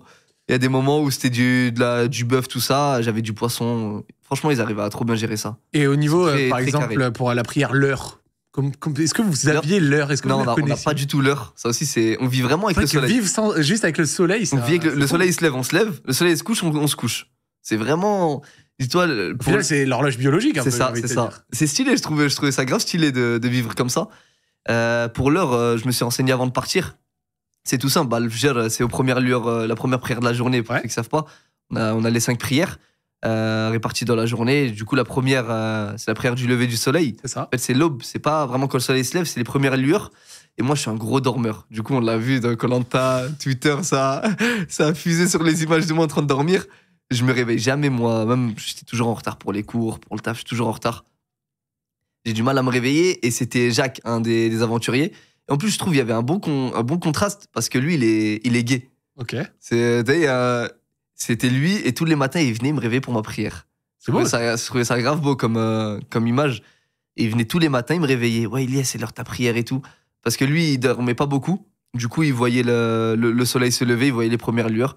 Du coup, tranquille, tu vas faire ta prière. Hein. Après, dans la journée, la prière de Dhuhr, du zénith, c'est quand le soleil il passe un petit peu. Ouais, c'est au moment où ton ombre change de camp, t'as vu? Quand le soleil se lève, ton ombre elle est là-bas. Après, ton ombre passe de l'autre côté. Pour l'Asr, c'est aussi en fonction de l'ombre. Oui. C'est quand ton ombre dépasse sa taille. Après, pour le Maghreb, c'est le coucher du soleil, tu le vois se coucher. Et après, un peu après. Et ouais, un peu après, quand le soleil, la nuit, elle est bien tombée. Tu vois, c'était intéressant ça. Tu sais que tout le monde me l'a posé cette question. Je voulais un petit aparté pour comprendre un peu. Je l'ai jamais répondu en plus en public sur les réseaux et tout. Je me suis toujours dit, je ferai une vidéo. Même pour la direction d'ailleurs, c'est intéressant, la Qibla, la direction de la Mecque. En fait, quand t'as vraiment pas de notion, tu peux prier comme ça. Mais je me suis un peu orienté. En fait, je savais qu'on allait en Asie. Avant de partir, je savais qu'on allait en Asie du Sud-Est. Je savais pas si c'était les Philippines. Ça, on sait pas. Et on le sait que quand t'arrives là-bas. Ok. Même dans les billets, quand on te le donne, on essaye de pas te le montrer. Ça, je ne savais pas non plus, tu vois. On a fait escale à Singapour, du coup, on savait pas encore si c'était les Philippines. Après, quand on nous donne le billet des Philippines, là, on sait. Et du coup, je savais que c'était Asie du Sud-Est. Et je savais que c'était où par rapport au monde et je savais que c'était où par rapport à la Mecque. Et c'était à peu près là. La Mecque, c'était à l'ouest et un petit peu au nord.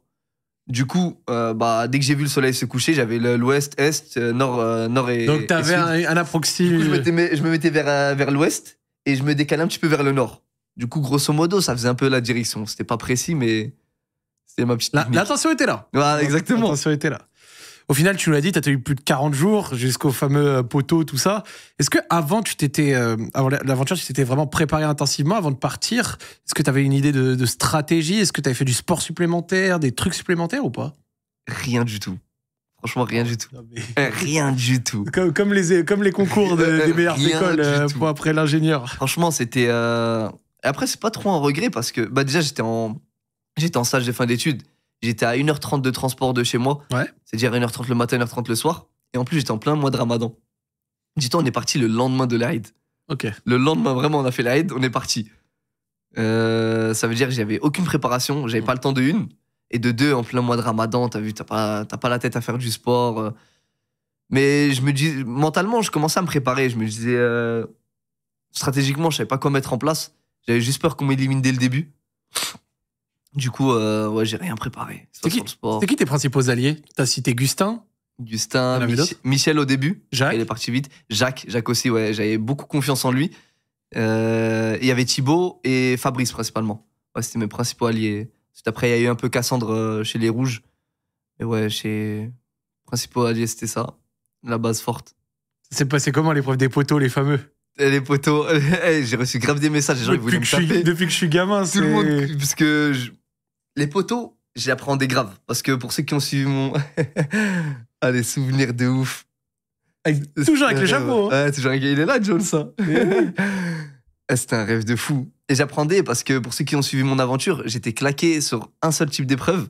C'était les épreuves statiques. D'accord. C'est tout ce qui est koala, truc pendu, tout ça, bambou sur la tête, tous les trucs en fait où faut rester statique et rien faire. Moi, j'avais trop de mal.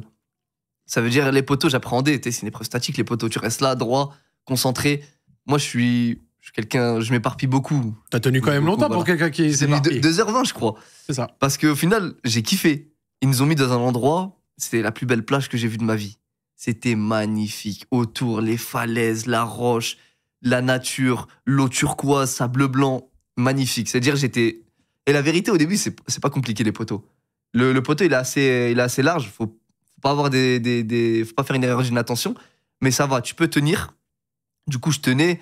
Et par rapport à mes deux camarades là, j'étais le seul qui bougeait partout. Je tournais la tête. Et c'était comme ça.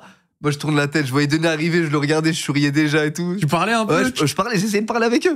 À un moment, je leur parlais tout. Personne me répond. Gros vent. Gros vent. Ouais, ils essaient de se Gros concentrer. vent, Toi, tu devais leur c'est casser ça, la c'est tête, ça. frère. C'est ça. Mais j'arrivais pas. Moi, je peux pas rester 2 heures comme ça à attendre. Du coup, ça se passe bien au début. Après, j'enlève un taquet. Deuxième taquet, on tient sur ça. Là, je me dis, là, c'est chaud. Faut vraiment que je me concentre. Du coup, ça y est, je pars comme eux. Je me mets dans ma bulle. Concentration à fond. Tac, je bouge pas. Chant. Tu sais, comment ça gêne quand il y a une goutte de sueur qui tombe là. Oh, Et mais attends, ouf. Et tout qu'elle doucement. descend doucement. Voilà. Je sens la goutte de sueur, elle descend. Je me dis, non, vas-y, bouge pas, ça sert à rien. Bah, gêne trop. Je me dis, vas-y, enlève-la. Tu sais, je fais ça. Voilà, je fais ça. Je fais juste ça avec mon doigt. Et je fais ça. Tu sais, au moment où je baisse mon bras, tellement on tenait sur ça, on tenait vraiment sur ça. Tellement on tenait sur ça, je baisse mon bras. Le fait que mon bras il part en arrière, je perds l'équilibre direct. Et je sens mon corps, il part. Et c'est impossible de Non, tu peux pas, c'est terminé. C'est sur ça, impossible. J'ai dit non. En plus, avant de monter sur le moto, je me suis dit, si tu tombe en salto arrière. Je me suis dit, délire, Au moins un peu de flow. voilà. Même ça, j'ai même pas réussi à le faire. J'étais dégoûté. Ça veut dire échec, hein. Je tombe en premier comme un nul. À cause d'une goutte de À cause de- sueur. ouais, la goutte de sueur. Bon, après, c'est le destin. De là, on va pas se plaindre. Mais ouais, nul. Mais c'est pas grave. Du coup, après, ouais, je suis pas choisi pour faire partie des finalistes. C'est Charlotte qui gagne. A choisi Thibaut. Ouais, c'est pas elle, hein, elle a gagné, elle a son choix libre à elle de choisir. Tu pensais qu'elle te choisirait? Je pensais un peu parce que je trouvais j'avais beaucoup plus d'affinité avec elle qu'elle avec Thibaut. On a partagé notamment un confort ensemble. J'avais gagné la partie des hommes, l'épreuve de la boule. Hein. Là, elle avait gagné chez les femmes. Du coup, on est partis ensemble, on parlait, on rigolait souvent. Mais ouais, et en plus, Thibaut, il était grave plus préféré que moi des autres aventuriers. Ouais. C'était comme le papa du groupe. Tout le monde le kiffait. Dans la survie, il était incroyable. Ouais, il est au milieu. Et c'est-à-dire, je me suis dit, elle a quand même plus de chances avec moi de gagner. Mais elle s'est dit, en fait, même avec moi, normalement, elle perdait. Ok. Avec Thibaut, elle perdait large. C'était sûr. Même moi, je perdais avec Thibaut. Avec moi, ça aurait pu se jouer un peu plus. Ouais, Je ça me dis, pourrait elle va être me serré. prendre par rapport à ça, B9. Je me disais B9. Finalement, elle a choisi Thibaut. Du coup, aucun regret. Hein. De toute façon, on peut pas regretter. C'est comme ça. On a parlé de l'épreuve des potets, il y avait l'épreuve d'orientation aussi. C'est souvent Stress de ouf. Pire épreuve. un truc, voilà. Bon, je vais dire, c'est souvent un cauchemar pour les candidats. Toi, tu viens de me dire pire épreuve. Pire. Elle consistait en quoi et comment tu l'as vécu celle-là? En fait, on est sur une nouvelle île déserte. On a une zone de. On a 3. L'objectif, c'est de trouver 3 poignards. Et ces 3 on est 5. Il y a 3 poignards. Et celui qui trouve chaque personne, ils vont en poteau, voilà. Ils vont vraiment faire les poteaux de Koh-Lanta. Et il y a 3 zones de recherche. Tu choisis ta zone, en fait. Tu as une boussole, une carte. Et tu vas dans ta zone de recherche. Tu as un élément remarquable à trouver d'abord. Par exemple, moi, c'était une pierre, une assez grosse pierre avec des trous. Ok. Des fois, c'est des troncs d'arbres blancs au milieu d'une forêt. T'as vu, c'est un élément que tu remarques qui est pas normal. Remarquable. Voilà, un élément remarquable. Et quand tu le trouves dans un rayon de 20 pas, t'as une balise à trouver. Ou 30 pas, je me rappelle plus. 20 ou 30 pas, t'as une balise en tout cas à trouver. Et cette balise-là, dans cette balise-là, il y aura un nombre qui signifiera un nombre de pas et une couleur. Et quand tu trouves cette balise-là, tu dois retourner au début où il y a Denis. Et il y a une carte, la carte géante de l'île, avec les couleurs et la direction. D'accord. Cette couleur-là, moi, c'était vert et c'était l'ouest. Du coup, t'as ta couleur. Tu viens, tu vérifies ta direction. Ok, ça, moi, j'ai trouvé vert. Denis, il t'ouvre, c'est l'ouest. Du coup, tu repars à ta balise. Et à partir de la balise, là, tu fais le nombre de pas dans cette direction-là. C'est quand même vachement hasardeux, hein. De ouf, mais le plus dur, c'est après. Parce que le nombre de pas, moi, c'était quoi? Je crois que c'était 47 ou un truc comme ça. T'as grave des pas dans une direction avec une petite boussole. Du coup, à chaque pas, tu t'éloignes de 5 cm. T'as vu l'écart que ça fait après? Le nombre de pas, t'arrives pas vraiment à te dire c'est 1 mètre que tu dois faire, c'est un grand pas, un petit pas. Après, c'était une galère. C'est-à-dire, j'ai grave galéré à le trouver. J'ai mis plus de 3 heures. Et on était 2 à chercher dans ma zone. J'ai trouvé en premier la direction. C'est-à-dire que tu vois quelqu'un qui trouve, tu le colles. C'est-à-dire, elle m'a collé à fond. C'était grave stressant. Mais grave stressant. Franchement. Tu colles pour essayer de. Bah ouais, tu vois, lui, il va vers là, tu cherches dans sa zone. C'était. Après, quand je l'ai trouvé, incroyable la sensation. Oh, la barbe, les cheveux et c'est tout. une dinguerie. C'est complète. C'est une autre DA, hein. le pull tout me sort. Au final, t'as terminé dernier membre du jury final. Ouais. Tête haute, pas de regret. Quel bilan tu fais de ton aventure maintenant que c'est derrière toi? T'as dit que t'en retenais que du positif, mais que du comment? positif. Énorme fierté. Ma plus grande fierté, je crois, en fait, ça, je l'ai vu après et pendant la diffusion. C'était l'image que j'ai pu véhiculer. Quand j'étais là-bas, c'était les compétences que j'ai acquises en survie. Parce que je kiffe la survie. Notamment la pêche au harpon. Grave stylé, ça. C'est super stylé. Franchement, incroyable. Ok. J'ai eu la chance en plus de repêcher après Koh-Lanta. Je suis parti en Corse d'ailleurs chez le gagnant Thibaut. Et j'ai repêché au harpon. Incroyable la sensation. Et aussi les victoires que j'avais là-bas, c'était vraiment une fierté. Mais vraiment pendant la diffusion et même maintenant, même après, c'est vraiment l'image que j'ai pu montrer à la télé, l'image que j'ai pu véhiculer. Parce que en fait, c'est les gens mes proches, mes amis, ma famille et entre guillemets la communauté. Ouais. Ils étaient souvent quand on me voit, on me dit ça, on me dit merci, t'as montré une belle image, t'as montré que ce soit des musulmans, des jeunes de quartier, des maghrébins. Du coup, je pense que c'est ma plus grande fierté pour cette aventure. Est-ce que c'est aussi un retour que tu as eu dans les messages après la diffusion de l'émission, Beaucoup, ouais. Des gens que tu as vus dans la rue, des trucs comme ça? Beaucoup. Hein. Et pas que, entre guillemets, des rebeux qui vont me dire ça. Hein. Même des Français de souche, ils étaient grave contents. Ils disent ça fait plaisir de voir des jeunes comme toi qui ont cette mentalité-là, cette joie de vivre, le sourire, etc. Rester droit. Poli. Voilà, exactement. Rester droit, respectueux. Du coup, ouais, ça m'a vraiment fait plaisir, ça. On fait quoi pendant le temps où t'es rentré et la diffusion? J'ai repris... manger.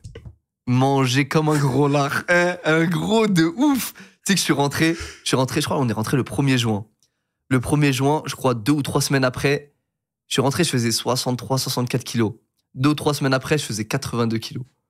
J'ai jamais atteint ce poids-là de ma vie. J'ai toujours été dans les 70, 73. Je suis monté à 82 kilos d'un coup. Tellement qu'on mange. En fait, partout où j'allais à mon stage. Hein. Mais c'est pas possible, 20 kilos en 3 semaines. Bah, si. En fait, les 62 kilos, ça devait être quand t'étais genre au plus bas du vide. Et 83, c'est avec 2 tacos dans le bide que je vais aller monter sur la balance. Non, c'était mon pas de forme en mode je marchais et j'allais manger tout le temps. En fait, partout où j'allais à mon stage, j'allais voir mes potes et tout. Je me rappelle quand je suis rentré, on est parti manger et tout avec mes potes. Et ils sont là, ils parlent, on darka et tout, ça fait longtemps. En plus, la plupart, ils savaient pas encore que j'avais fait Koh-Lanta. Mais vas-y, dis ce que tu vas dire et après, je vais lire mes messages. Vas-y. Ça, un pote, il m'a vanné. Oui.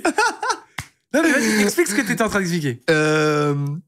On allait manger et tout. Déjà, partout où j'allais, il me fallait de la bouffe avec moi. Mon stage et tout, j'avais de la bouffe ou de la mozza. Moi, j'aime trop la mozza. Et quand on allait manger avec mes potes au début, eux, ils parlaient et tout. Moi, je voyais que leur bouffe. Je mangeais, Inch'Allah, il finit pas. Je vais taper ce qu'il veut. Et j'étais mais vraiment un morphale. C'est la nourriture, ça change. Pendant que tu étais en train d'expliquer ça, je suis mort parce que j'ai compris que c'est quelqu'un dans le chat a dit on mangeait avec lui et il avait des absences des fois. C'est vrai en mode il me parlait, j'étais pas là mon ref, hein. J'étais pas là. Il y avait plus important, la nourriture. Et au-delà de la nourriture, c'est quoi? C'est l'attente de la diffusion des trucs. T'as envie de voir comment ça va rendre, le montage. Est-ce que il y a pas cet aspect de tu reprends ta vie de tous les jours, mais on te reconnaît pas, les gens savent pas ce que t'as fait, tu peux pas en parler, c'est comment? En plus, j'ai pris une photo. Cette photo-là, je la trouve stylée. Dès que je suis rentré, j'ai direct repris mon stage et j'étais dans le métro parisien. Et j'ai pris la photo. Là, il y a pas longtemps, je l'ai regardée. Et dans la photo sur Snap, j'ai écrit quoi? J'ai écrit wesh mon ref, il y a 6 jours, t'étais sur les poteaux de Koh-Lanta.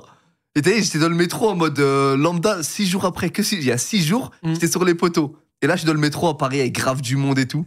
C'est-à-dire, il y a un contraste. T'as pas un sas de décompression, genre limite une petite déprime quand tu retournes dans la vie de tous les jours? Pas une déprime, mais en fait, surtout avant la diffusion. En plus, t'as pas encore le droit d'en parler avec tout le monde. Bah ouais. Mes proches, très proches, ils savaient que j'étais parti à Koh-Lanta. Mais je leur ai rien dit sur l'aventure. Rien. Même en rentrant? Rien, même à mes parents, rien. Wesh, les contrats, ils doivent être en béton. Déjà, il y a les contrats. Même en fermant la porte et tout, scred, maman. Les contrats, ils font peur de ouf. Ils font peur, hein. Après, c'est normal. C'est une confidentialité incroyable qu'il faut tenir. T'imagines, un mec, il arrive, il dit, ouais, c'est lui qui a gagné. Tu tues tout. C'est des budgets énormes Koh-Lanta à produire. Du coup... personne ne le savait, et en fait, t'es dans un. Et en plus, les aventuriers, ils habitaient loin de chez moi, c'est-à-dire que je les revoyais pas. C'est-à-dire que t'es dans un mood où il y a que toi qui sais ce qui s'est passé, il y a que toi qui connais le délire, le mood, et t'as un manque aussi de l'aventure. Compréhensible. Ouais, t'as un manque. C'est-à-dire, après, avant la diffusion, j'ai eu la chance de revoir les potes que j'ai cités. On a fait un petit voyage en Corse entre nous, et là, on parlait de Koh-Lanta, et là, tu peux reparler entre guillemets de ça. On dirait que quand tu reviens à la vraie vie, c'est comme si c'était un rêve. Tu t'es réveillé. Et ça a jamais existé. Ouais, je vois. C'est pas encore la diffusion, t'as pas le droit d'en parler, personne sait c'était comment. Du coup, on dirait un rêve. Tu viens, tu fais ta vie, tu vas au taf, tu vas voir tes potes, tu joues un peu au foot, tu fais un peu de sport. Mais tu parles de rien. On dirait que ça existe plus. Après, quand l'annonce de la diffusion elle arrive et tout, là, c'est un autre truc. Ouais, ça tue. Juste avant qu'on parle de ça, il y a quelqu'un qui a posé une question intéressante dans le chat. Est-ce que vous êtes suivi psychologiquement après l'aventure ou est-ce qu'on vous propose en tout cas d'avoir un suivi? Ils nous proposent et on est suivi en plus. On a des appels de la psy de l'aventure qui nous appellent pour savoir si tout va bien, si le retour à la vie, ça se fait correctement. Et on peut continuer le suivi, on peut lui dire si on veut des rendez-vous et tout. Bon, là, il n'y a pas de... Il n'y a pas eu trop de soucis? Ouais, pas de soucis. À part la bouffe... Quand il y a eu les annonces, ça a été pris comment? Ouais, mais j'ai reçu un soutien incroyable de toute ma ville, Clichy-Montfermeil. Personne s'y attendait en fait. Nous, on est un peu à part, on est tout au bout du 93. Et vu que je suis quelqu'un de très sociable, c'est-à-dire j'ai des potes partout, j'étais déjà un peu connu dans ma ville. Soit les grands ou les un peu plus jeunes, les gens de ma génération, ils me connaissaient. Ils me connaissaient, que ce soit à Clichy, à Montfermeil. Ouais, quand tu vis 20 ans dans un endroit, t'es peut-être une figure. C'est ça. Peut-être pas une figure, mais Arsolo, on me connaît à lui, c'est le petit JC, lui c'est le pote de lui. Et du coup, là, d'un coup, ils voient le mec de leur ville, il fait Koh-Lanta. Du coup, j'ai reçu pas mal de soutien. La plupart de mes potes, c'était grave content, tout le monde même. Mes proches, mes cousins, ma mif, mes oncles. Ça, bonne ambiance de ouf. Et après, il y a le premier épisode qui arrive. C'est ce que j'allais dire. Et quand tu vois le premier épisode, t'étais quoi? T'inquiète, regarde la suite. C'est quoi, tu vois, genre. Premier épisode, c'est pas, je vois mon tel, il vibre à fond. Moi, j'ai regardé avec du temps de recul. J'attendais mon grand frère qui vienne chez moi pour regarder. Je me suis dit, premier épisode, je regarde pas avec mes potes, je regarde avec ma mif. Ouais. Du coup, on met pause et on attend. Et je vois, 1 heure après, moi, je venais de commencer l'épisode. C'était le moment où j'ai été éliminé. Ouais. Je vois mon tel y vivre à fond, groupe avec tous mes potes. Ça m'appelle, tout le monde snap. Il est parti faire quoi là-bas, lui? Qui l'a envoyé? La honte, la honte, tout le monde m'a éteint. La semaine de l'épisode, elle devait être longue. De ouf, incroyable, interminable la semaine. En plus, t'as vu, juste avant le début, tout le monde est là, ouais, trop bien. Normalement, tu as tout tué, tout. Premier épisode, je me fais éteindre. Tout le monde me vanne. La session. Tout le monde me... Ah ouais, mes potes, ils ont été hard.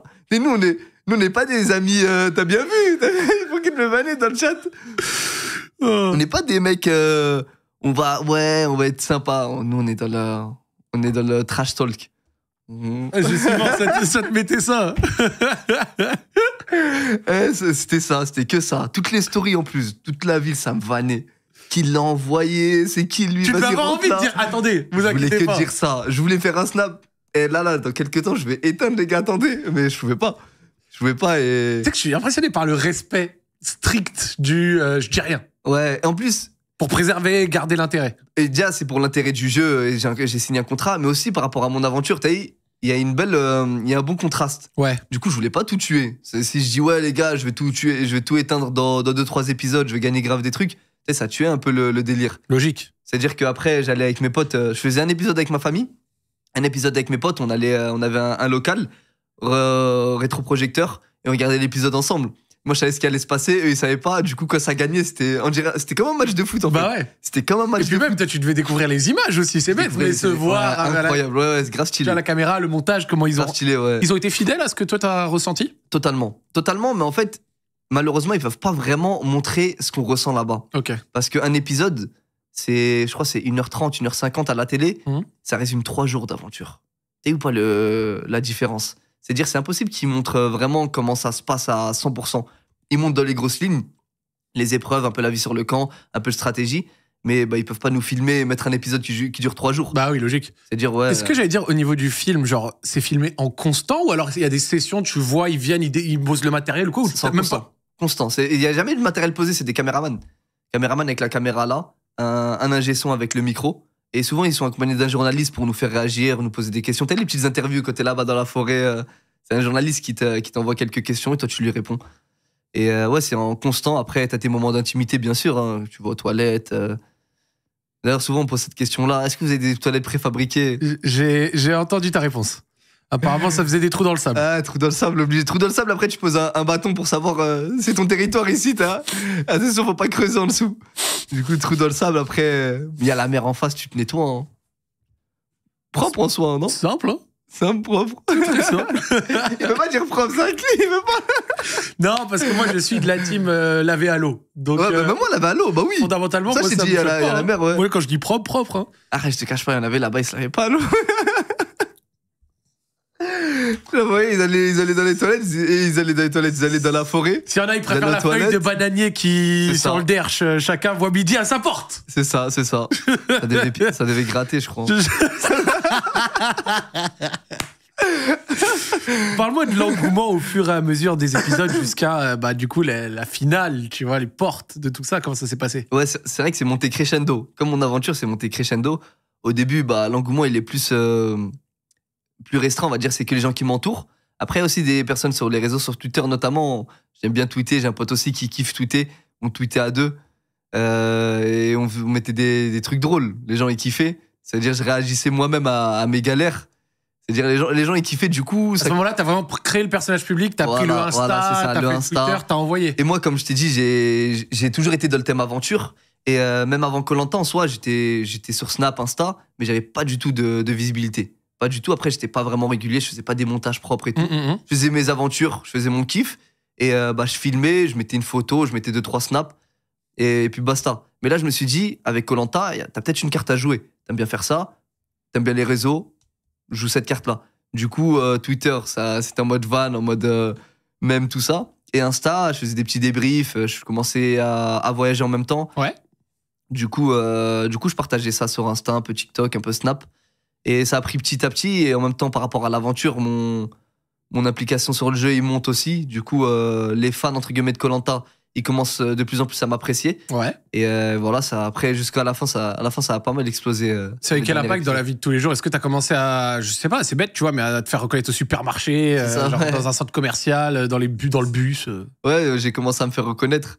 D'ailleurs, là, en arrivant en bas, il y a des petits. Ah, mais c'est toi, t'as vu quoi? C'est de ma basket, il y a un petit mavé. Les petits en bas de Webedia. Ah non, mais les petits en bas de Webedia, frérot, écoute, non, on est sur. C'est des ouf. On est sur des gens. Il y a un gars, il y a un petit de Webedia, il a demandé une photo à Hugo que t'as vu en régie. Et puis, il a fait un TikTok où il mettait des notes aux gens avec qui il avait pris une photo. Il a mis 10 sur 10 à tout le monde, Hugo, il a eu 5 sur 10. Cher, Hugo. Voilà, c'est bon, tu peux continuer. Alors, du coup, c'était comment l'impact dans la vie de tous les jours? Ouais, il a mis 5, Musken. Je serais embavé, je vois, j'ai 5 aussi. J'aurais la haine.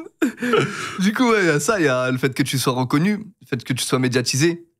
On fait vraiment attention à tout ce que tu fais. On te fait. J'ai eu plusieurs polémiques, soit sur le fait que je sois musulman, sur le fait. J'ai eu une polémique parce que j'avais mangé un dîner avec plein d'autres Algériens. Okay. Moi, j'ai regardé lui, il est anti-français, anti-marocain. J'ai juste mangé un dîner, j'étais invité. Et en plus, tu viens de rentrer dans le mood de la. Pas de la célébrité, mais de personnes influentes. Ouais. Je dis, viens, il y a un repas entre Algériens, tout ça. Je suis parti. Après, je vois, il y a des screens sur moi. Regardez, attention, il laisse Koh-Lanta, il est comme ça, attention. Wesh. Je dis, wesh. Après, moi, on m'a dit de pas réagir à ce genre de truc. Du coup, j'ai jamais réagi, mais du coup, tout ce que je fais, c'est entre guillemets, attention. Ok. Attention, belle avec mon ref. Et tu commences à capter le recul. Je commence à capter et après, alhamdoulilah, je suis quelqu'un de tranquille et je suis quelqu'un de très naturel. Et si j'ai un truc à dire, moi, je vais le dire cash. Mon soutien, par exemple, à la Palestine, je l'affiche zéro peur, zéro. J'ai aucun problème par rapport à tout ça. Du coup, c'est ça aussi, c'est la médiatisation, c'est différent. Les gens, ils te reconnaissent, les gens, ils font attention à toi. Après, t'as aussi des portes qui s'ouvrent. Dans les voyages, des petites collaborations, tu peux te faire un petit peu de sous, tu peux kiffer. Il y a des restos qui t'invitent, tu vas avec tous tes potes, tu manges. C'est bien ça. T'as déjà entendu parler de la casse d'Allery, mon pote? Ouais, j'ai déjà entendu parler, les semaines là. Ouais, je vais faire un tour. Venez manger, il n'y a pas, y a pas de souci. En dehors de la vanne, sur l'après Koh-Lanta, moi, ce qui m'a impressionné, c'est que t'as continué les défis physiques et les défis sportifs, en fait. Genre, j'ai noté les voyages. Alors, au-delà même des défis sportifs et physiques, j'ai noté des voyages humanitaires dont tu nous as parlé. Des gens dans le chat citaient celui avec Muslim Hands. J'ai cité notamment, là tu reviens de Londres, tu es allé en vélo. J'ai noté le triathlon ultra. Triathlon, ah ouais, c'était la mort ça. C'était quoi ce triathlon ultra? C'était hardcore. C'est Gustin. Moi je connais le triathlon normal. Ouais, voilà, la nage, la course, et ensuite. Je m'attendais à ça, mais en fait. Vélo, mais c'est quoi en version ultra? C'est le triathlon en fait le plus haut du monde. Aujourd'hui, le triathlon officiel, c'est le plus haut du monde, c'est à La Réunion. On monte en haut du Piton des Neiges à plus de 3000 mètres d'altitude. D'accord. Et ouais, c'est horrible. C'est horrible. Je sais pas pourquoi j'ai fait ça. Je sais pas pourquoi. C'est Gustin me dit, ouais, viens, on a invité, Gustin avec qui j'ai fait Koh-Lanta, viens, on a invité triathlon de fou et tout, défi physique et tout, ça tue. Moi, je lui dis, vas-y, triathlon. J'aime pas la course déjà. Mais il t'a prévenu au moins ce que c'était? Je savais c'était quoi un triathlon. Bien sûr. Triathlon le plus haut du monde, je me dis, vas-y, tranquille. Mais tu t'es entraîné ou tu y allais? 9-3, je suis parti comme ça. Non, j'ai fait quelques. Je suis un bon nageur quand même. Plus jeune, j'ai fait de la natation. Quand je faisais du foot, un peu de boxe, j'ai fait de la natation. Du coup, ça va, j'ai des bases en natation. Je suis parti 2-3 fois à la piscine de ma ville pour. Remettre un peu. Voilà, juste pour nager un peu, pour se remettre dans le bain. Mais à part ça, ouais, rien, aucun entraînement. Et c'était comment? C'était horrible. Horrible. De 6h du matin, on a fini, il était à peu près 22h, le temps de redescendre la montagne et tout. Horrible. Horrible. En plus, on n'a rien mangé de la journée. On avait 2-3 barres de chocolat qu'on a acheté la veille. On savait pas en mode comment. On n'a jamais fait de triathlon, on savait pas comment ça allait s'organiser. La plupart des gens qui étaient avec nous, c'était que des professionnels ou des gens qui ont l'habitude de faire ça. C'est-à-dire, eux, ils ont fini pas en vite fait, parce que c'est quand même un truc hardcore. Mais ils ont fini bien avant nous. On était les derniers de la liste. Vous avez fini dernier? Dernier. Après, il y en a qui ont abandonné. Il y en a plein qui ont abandonné. Gustin Iliès, dernier. Et non, moi j'ai fini avant-dernier. C'est important de le noter. Lui, il est dernier. Moi, je suis arrivé juste avant. Non, on arrive en même temps, en fait. Mais juste quand ils ont noté, ils m'ont noté avant. Bah, nickel. Du coup, après, il y en a plein qui ont abandonné. Mais ouais, on l'a fini. On était morts en haut. Après, en haut, on a essayé de simuler une blessure de fou. Comme ça, ils nous appellent un hélico. Pas d'hélico. On est redescendu la nuit. 3000 mètres d'altitude. C'était. Wow. C'était chaud. C'est quoi la suite des aventures après ce triathlon là? Tu viens de nous parler de ça, tu nous as parlé là, tu reviens de Londres. C'est quoi? T'as d'autres défis physiques, d'autres envies dans le style? Là, envie, quand j'étais. Projet? Ouais, projet, j'aimerais bien. Paris-Londres, on a pu récolter des fonds avec Allo Mouton encore pour les nécessités ici en France. Et j'aimerais bien, après là, c'est que j'aimerais bien, faut que j'essaie de m'organiser parce que là, c'est beaucoup plus long. J'ai envie de faire Paris-Casa en vélo. Paris-Casablanca en vélo, ça a l'air pas mal. L'objectif, ce serait de récolter des fonds encore une fois, mais cette fois-ci, vu que là, j'ai récolté pour les nécessités en France, pourquoi pas récolter pour le Maroc et aussi l'Algérie. Et vu qu'il y a beaucoup de soi-disant conflits sur les réseaux. J'aimerais bien faire ça. Un truc rassembleur. Voilà, en preuve de solidarité. Ok. La plupart de mes potes, c'est des Marocains. On fait une équipe, peut-être à 2-3, Marocains, Algériens. On part là-bas. On essaie d'aller jusqu'à là-bas. Je sais pas si on pourra le faire. Je sais pas si j'arriverai à mettre en place le projet.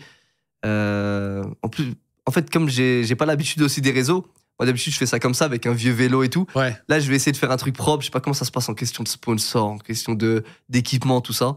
Je vais essayer de me renseigner, de mettre ça en place. Après, même s'il y a personne pour m'accompagner. Oh, bonne je vais le faire initiative. tout seul, Hein. ouais. C'est que bonne initiative.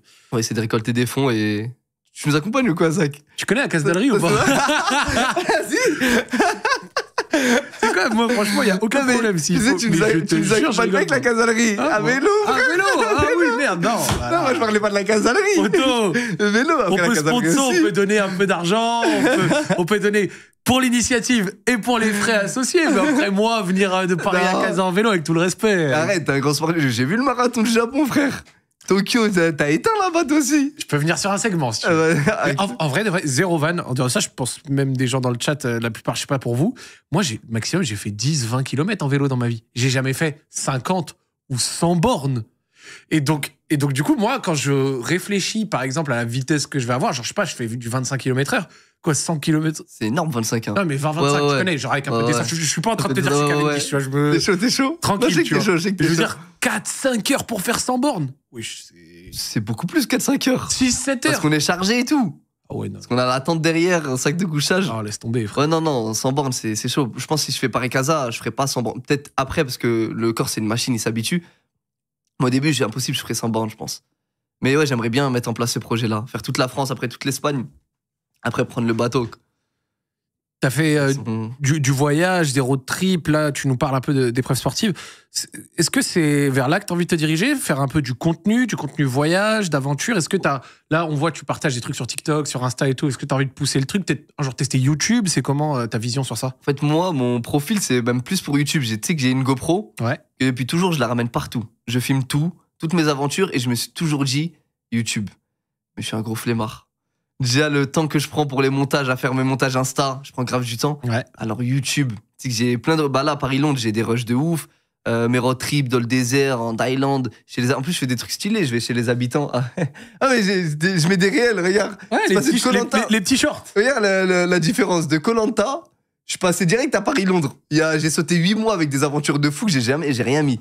Du coup, merci de la pub. Hein. S'il y en a qui veulent s'abonner. Frérot, ça fait partie du truc. Ça Merci, fait partie mon du frère. truc. S'il y en a qui veulent s'abonner, il y a bientôt. Normalement, là, je commence à parler avec un monteur. Du coup, on va peut-être mettre ça au sérieux et faire des beaux vlogs. Trouve de quoi t'entourer. Ouais, Parce c'est ce que je me dis.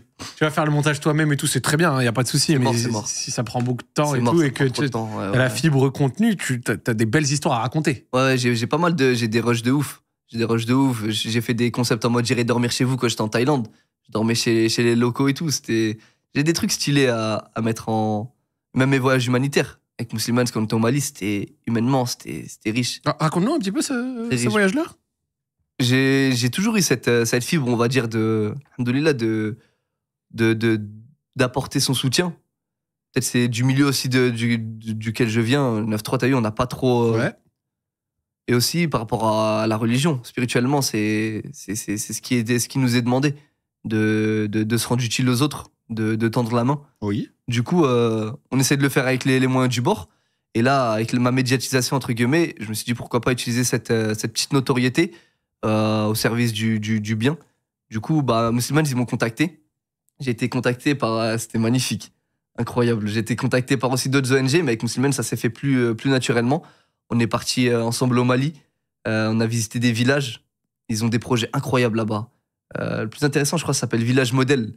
C'est des villages vraiment où il y a quasiment rien, malheureusement. Il n'y a pas d'électricité, pas d'eau courante, pas d'école. Et du coup, ils prennent le village et ils en font un village modèle. Ok. Et ils mettent une école, ils mettent un centre de santé pour les premiers soins et aussi pour les accouchements des femmes. Parce que sinon, c'était catastrophique, les conditions d'accouchement. Là, ils ramènent l'eau avec des forages dans le village, des panneaux solaires pour ramener l'eau. L'énergie et tout. Ouais. Mais malheureusement, pas encore d'électricité. Des moulins à mil. Je sais pas si tu vois c'est quoi le mil en Afrique. Pas du tout. J'utilise beaucoup le mil jusqu'à Samerov du Mali. Le mille, c'est dans la cuisine. Non, le mil, je crois que c'est une sorte de graine Ils utilisent ça dans leurs recettes beaucoup. Ok, ouais, c'est ce que j'allais dire. Ouais, parce que, attends, c'était le yaourt avec du mil dedans. C'est le dégué, je sais pas si tu connais. Le dégué, c'est Joël, il m'avait parlé de ça. Le Bah dégué, oui, bah c'est oui. bon le dégué. Oui, c'est ça. Les Sénégalais, ils appellent ça tchakri. Voilà. Les Sénégalais, tchakri, je crois. On valide. Je suis un malien un peu. Le moi, très maintenant. sénégalais Hugo vient de me dire dans l'oreillette, dégueulasse. Ah ouais, non, il a rien compris. Merci. Il a rien compris. Ouais, c'est non, trop mais bon. Hugo, après, on va aller le. C'est-à-dire, ouais, ils utilisent beaucoup ça et là, ils ont réussi à ils mettent un moulin en place parce que sinon, ils tapent comme le truc là, je sais pas comment ça s'appelle. Le truc pour écraser les. Non, mais les je vois de quoi le gros truc en bois là, comme ça Voilà, pour taper, mais je sais pas comment ça s'appelle. Ouais, Mais je moi, vois sais de pas quoi tu comment ça parles. s'appelle. Je l'ai testé d'ailleurs, c'est physique. Hein. Mais on se comprend. Fortes les femmes là-bas. Ils sont très fortes. Très... Le mortier, ils disent. Dans le chat. Je crois pas que ça s'appelle mortier. Pilon, mortier. Ah, c'est ça, pilon, je crois. Un pilon et un mortier. Ils disent dans le chat. On va les Pilon et croire. mortier, on les croit. En tout cas, ouais, c'était. Ouais, il y avait très, très, très enrichissant, des projets magnifiques. Même pour les femmes veuves à Bamako, pour les orphelins aussi, il y a des projets. Du coup, ouais, t'es là-bas, t'es accueilli.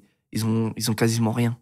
Moi, je pense vraiment, avec tout ce que tu dis et tout ce que tu véhicules, c'est super positif. Et si tu réussis à t'entourer correctement pour pouvoir retranscrire et, tu vois, mettre ça sur le devant, Insta, TikTok, YouTube, peu importe, ce serait très, très fort. Je pense que t'as un coup à jouer, tu vois. Ouais, j'essaye un peu, on me le dit souvent, j'essaye un peu, mais je m'y connais pas beaucoup sur les réseaux. Vous savez, je suis arrivé avec Koh-Lanta, ça fait même pas un an. Ouais. Du coup, T'es j'essaye jeune, un peu les 24 ans, c'est montages. très jeune. J'aime bien les voyages, j'aime bien l'aventure. J'aime bien le rapport avec l'humain. Que ce soit l'humanitaire ou même dans mes voyages, découvrir les cultures, les défis sportifs. J'aime bien Darka aussi. Et j'aime bien manger. Logique. Mais je sais pas quoi faire, frère. Je comprends. Je fais un peu de montage, mais des fois ça marche, des fois ça marche pas. Je comprends. Je connais pas trop. Ah, s'il y a un producteur ou une boîte qui a du nez, là, il y a quelque chose à aller chercher, je le pense sincèrement. Tout en disant ça, c'est quoi, du coup, là, on va dire, le futur proche pour toi? Là, les prochaines semaines, les prochains mois, est-ce que tu as des trucs en particulier de prévus? Le futur proche, bah là, je pars, comme je t'ai dit, en Algérie pour un petit voyage humanitaire. Ouais. Mais ça, c'est sur quelques jours. J'ai un pote pakistanais. Il m'a chauffé d'un coup, il m'a dit, viens, on va au Pakistan. Ok. Moi, je me suis dit, quoi? Je vais au Pakistan. Du Ça coup, va bien, hein. normalement, je pars au Pakistan.